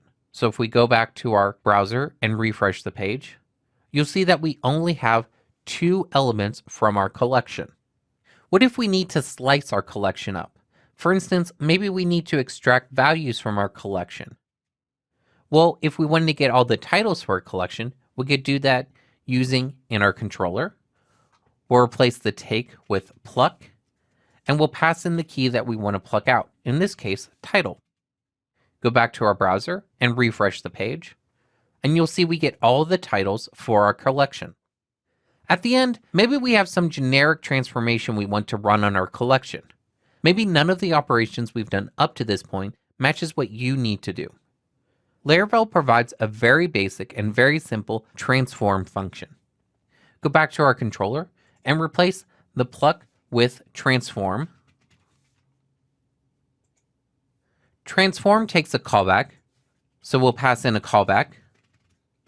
It takes the team being modified, or the element in the collection being modified. And now we can pretty much do whatever we want to do to transform our collection. In this case, let's keep it simple and we'll just uppercase our title. So we'll set team title is equal to string to upper team title. So we're just uppercasing the title for the team. We also need to return our team to our transform function. So we'll return team. So our transform function takes a team, modifies that team, and then returns it to stick it back into the collection. If we save this, go to our browser and refresh the page again, you'll see here that we have all of our collection of teams as we expect, except all of the titles are now uppercase. So that's just a few of the ways to transform a collection in Laravel. Diffing is the ability for us to take two collections and present the differences between those two collections. We'll pick up again in our team controller at app, http, controllers, web, teamcontroller.php. First, we need two collections of teams. So let's replace the entirety of our index function with just collection1 is going to be equal to team : all. And collection2 on line 24 is going to be equal to collection1. And here we can grab every second element from our collection. To do that, there is a function in Laravel called the nth function. In here, you can say to grab every some integer nth element from that first collection and return it as a new collection. So in this case, we can pass in 2 and we'll return every second element from our collection and present it as collection 2. Now we have a collection 1 that contains every team and a second collection 2 that contains a subset of the elements. So we can diff between these two collections now. First, let's say we want to intersect the two collections or remove every element that isn't in both collections. Let's make line 25 read as return collection 1 arrow intersect collection 2. So what should this do? Let's think about it. We're saying collection 1 intersect with collection 2. So we should have the collection of teams that is only in both collections. If we save this and go to our browser at homestead.test/teams, you'll see that indeed, we only get the collection of teams that is in both collections. What about if we reverse this?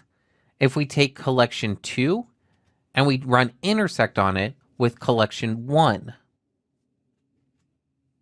In this case, we get the exact same thing.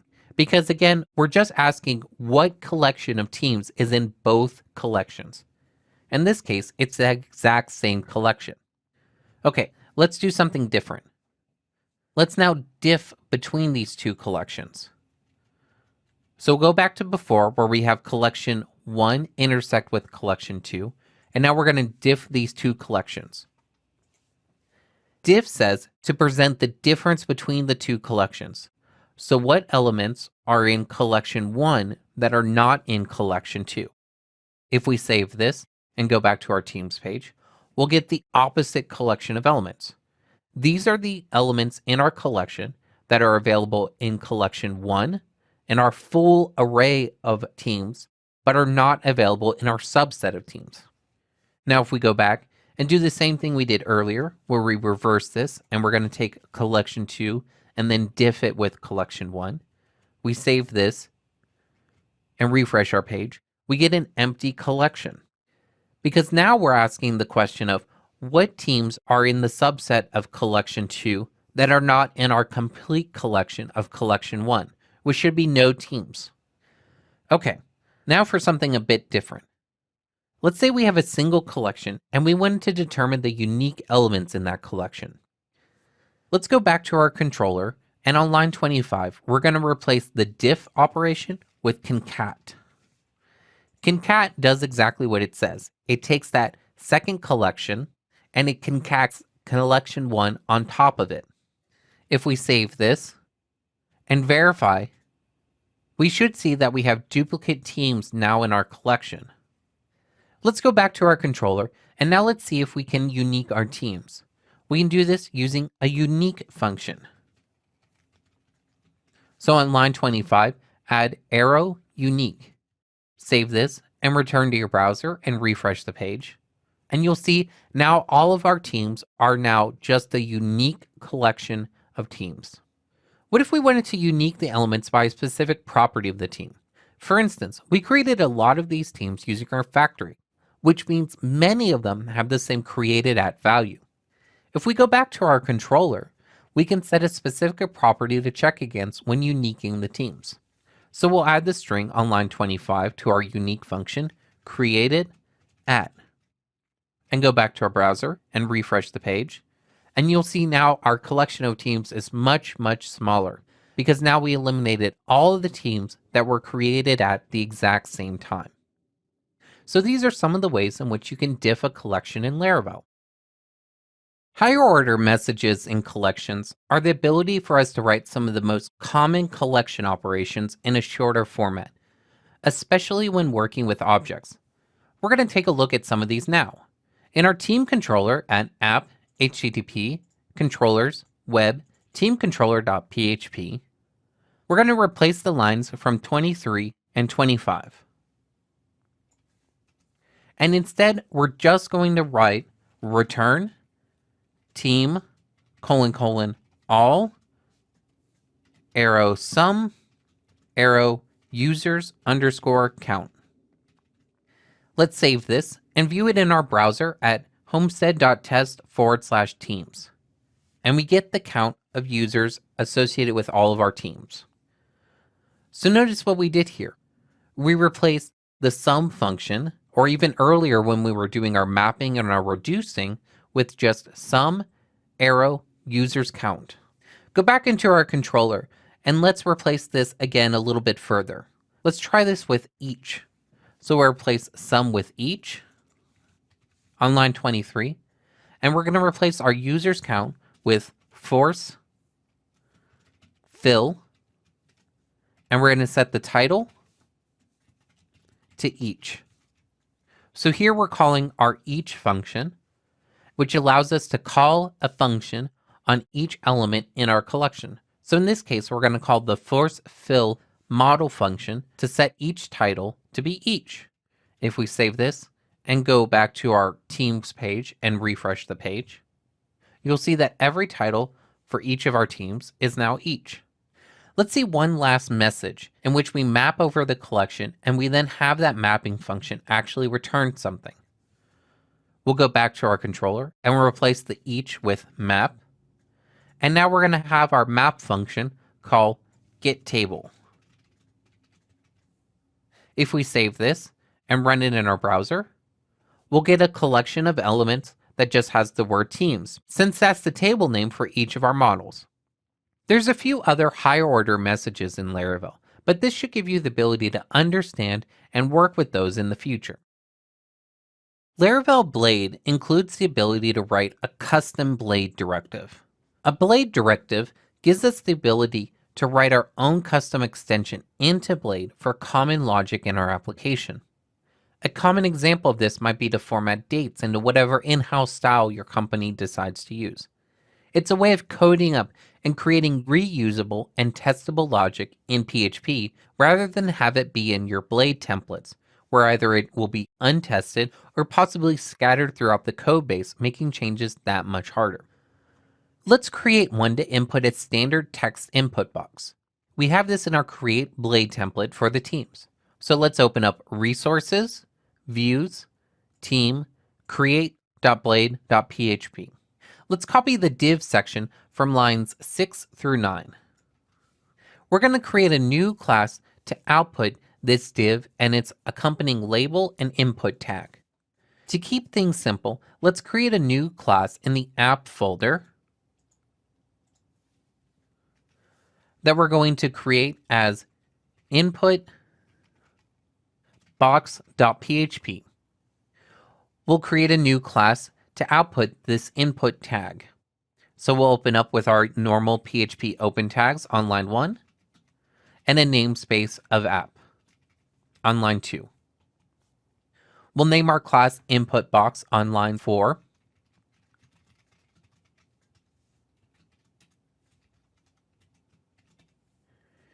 And here on line 6, we'll add a public static function.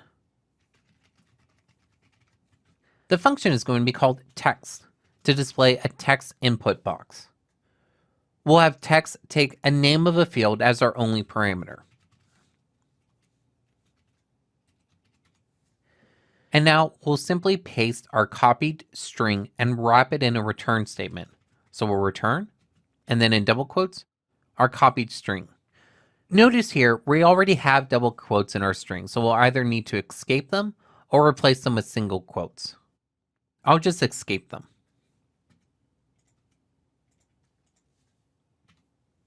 Now we're going to need to replace our title with the name variable. And now at this point, we can set up our directive to be used in Blade. We'll open up the app service provider at app providers appserviceprovider.php. In our boot function on line 16, we'll add our Blade directive line with \blade : directive, and pass in the string for the name of the directive we're going to create. In this case, we'll call it input text box. The second parameter is a callback function that we call.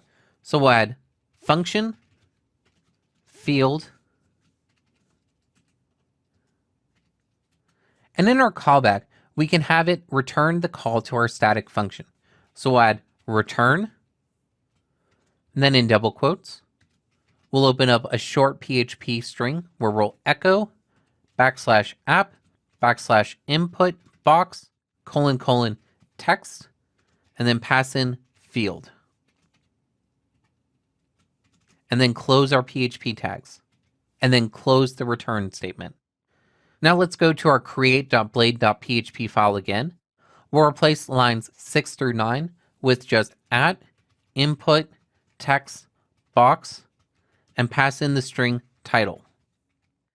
Now we can go to our browser and go to homestead.test/teams/create.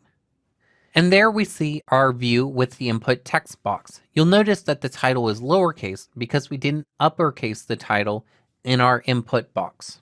If this didn't work the first time, you might need to clear the cache and compiled views by running the command from terminal inside of your Homestead box, php artisan view : clear. Now clearly we might want this to be a little more refined for a production project, and we might not want to approach the problem in exactly this manner, but this should give you a good grasp of how to write your own Blade directives. A view composer allows us to bind data at runtime using either a callback function or a class. We'll try this out with writing a composer to set the points total for a team to our view. Let's open up the app service provider at app providers appserviceprovider.php. We can add in our boot function the line to set up our composer. What we do is we add \view : composer. Our composer function takes two parameters. The first is the views in which this is being enabled on. In this case, we're going to enable it on all views. So we pass in the string star. Next, we pass in the class that we're going to be loading in. In this case, we'll do app \team points composer. So this says that we're loading in our composer for all views, and we're loading it in from the app \team points composer class. To create that composer, we're going to create a new file in our app directory. We're going to save this file as team points composer.php. As usual, we'll need our PHP open tags with openPHP on line 1 and then our namespace on line 2 with a namespace of app. On line 4, we'll define our class as class team points composer. Remember earlier in the course when we used the service container to bind a dependency at runtime? We're going to do the same thing. So line 6 is going to read as public function _construct \app \teams \repository. and a parameter of teams. We'll assign this teams property to a class property of teams as well, with line 8 being this arrow teams is equal to teams. What happens in our view composer is a compose method is called that takes an instance of the view being rendered. So we'll add on line 11, public function compose \illuminate \view \view and a parameter of view. Finally, we can assign some data to our view with view arrow width points, comma, this arrow teams points. Recall, our repository needs to work with the team instance, so we'll add a parameter to the points method of just \app \team : first to get the first team from our database. Now let's use this in a view. To do so, we'll open up our teams create blade template at resources, views, team, create.blade.php. We'll add in after our form closing tags on line 9, just a simple p tag where we do p, team, and then display variable points. Save this and go to our browser and go to our /teams/create page. And you should see our team and then the number of points for our first team in our database has associated with it. Pretty easy. View creators are virtually identical to view composers. They differ in one key respect. A composer runs when the view is about to be rendered, meaning the controller can't override the variable. Versus a creator, you can have the controller override a variable set by that creator. Let's try this out now. To set up our creator, it's the same logic as we used with the composer. We'll go to the app service provider at app providers, appserviceprovider.php.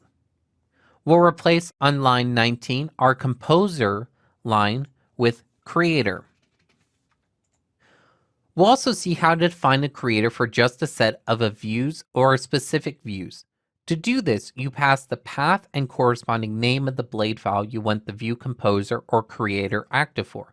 In our case, set the path as team/star. This defines our path as all views in the resources, views, team folder. And if we wanted to specify a specific view template, set the path to team/create. Our composer needs to change a bit, so let's open it up at app team points composer. Instead of calling the function compose on line 11, we need to call the create function. So let's replace on line 11 compose with create. Next, we'll see how we can replace the value at runtime. First, let's verify that this still works. We'll save this. We'll open up our browser to homestead.test/teams/create. And everything still works as we expect it to. Now open up our team controller at app http controllers web team controller. And in our create function on line 33, let's add into our view, set our variable points. So we'll do width points and we'll set it equal to 5. If we save this, this should override the value of points and use the value of 5 rather than the value that our creator set. Save this, go back to our browser and refresh the page, and you'll see indeed our points value is now 5.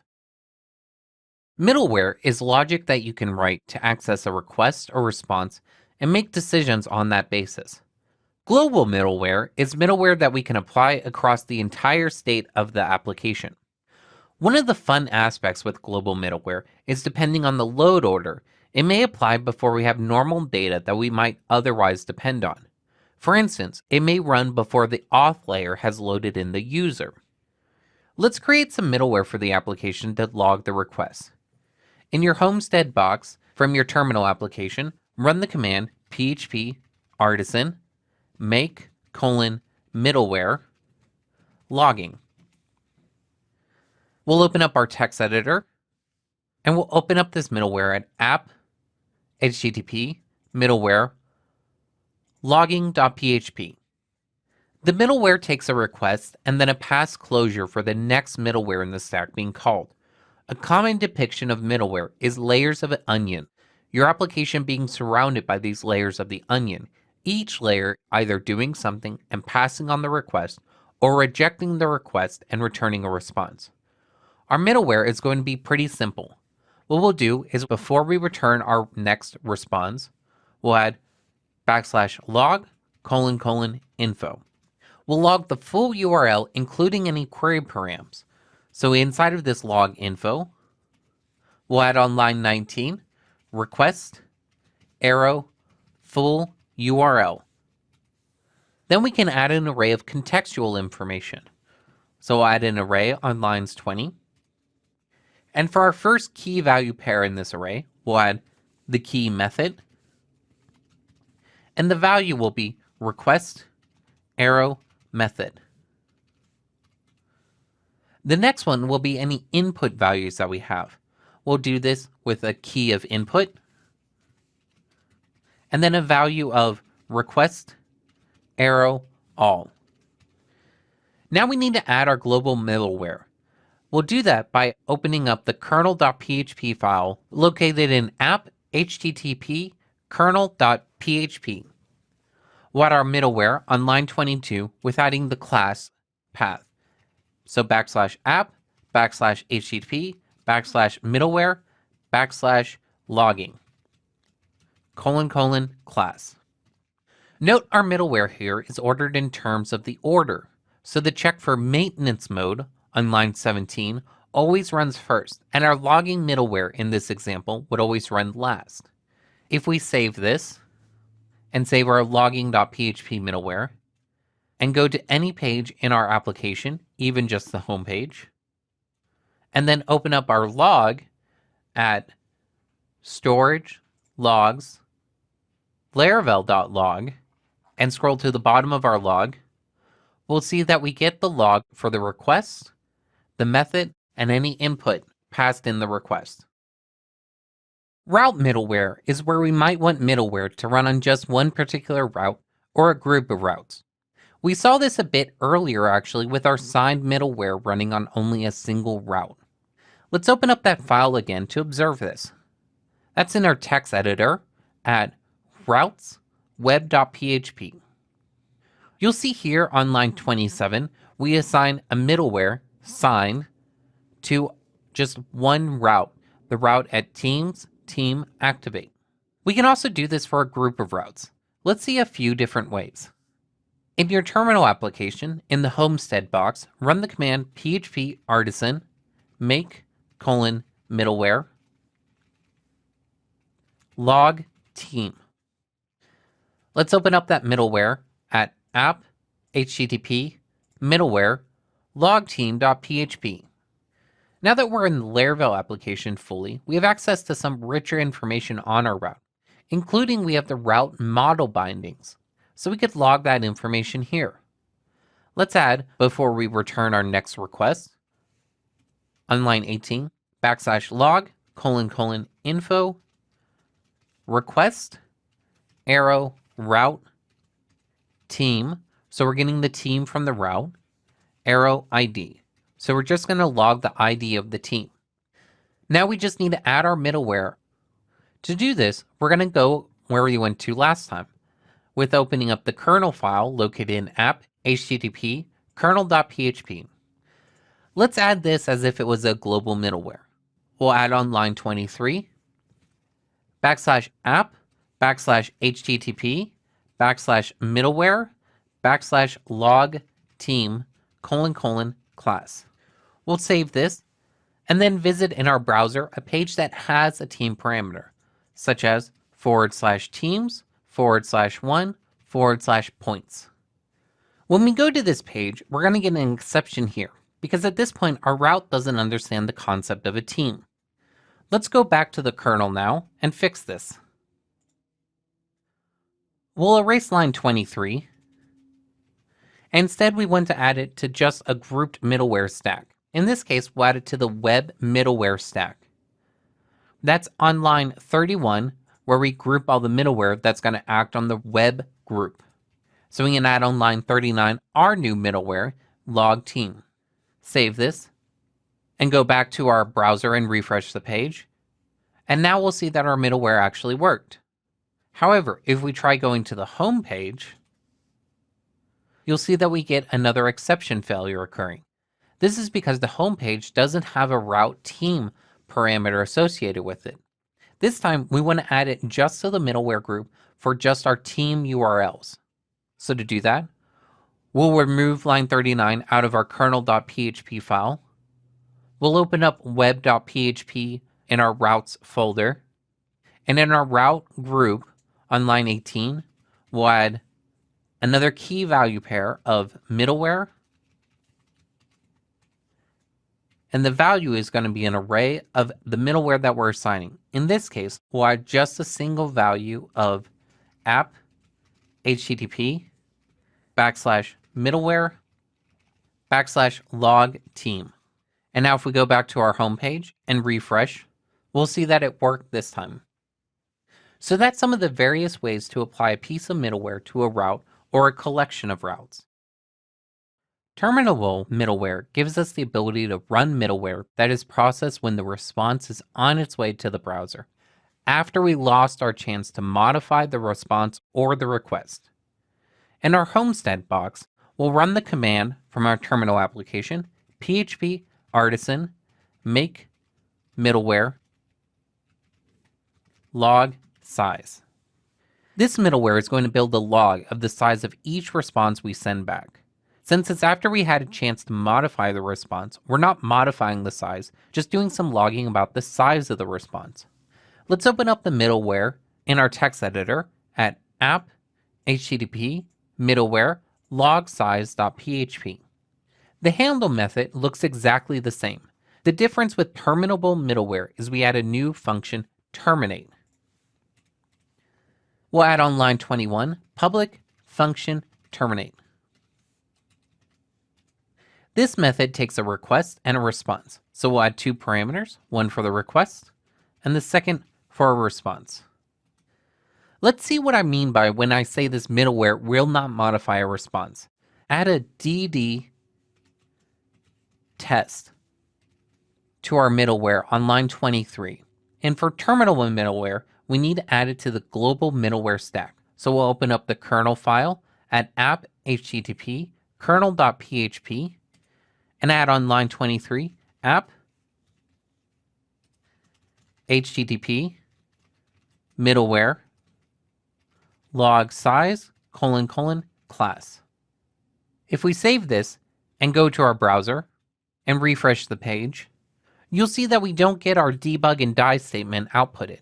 But you should know, based on our work earlier with middleware, that this definitely did run. Let's go back to our text editor now and go back to our log size middleware, and we'll replace that dd with just a /log : info, and then we're going to log the request arrow full URL, and then we'll add some context to this log with the size of the response that we send back.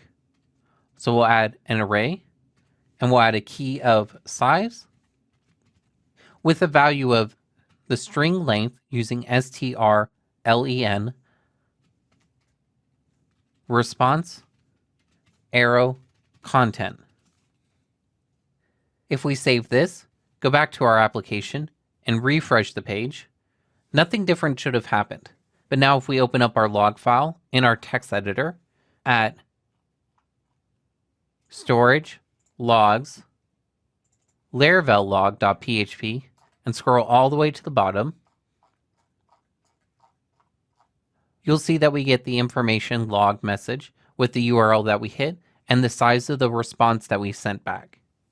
That's terminable middleware for us.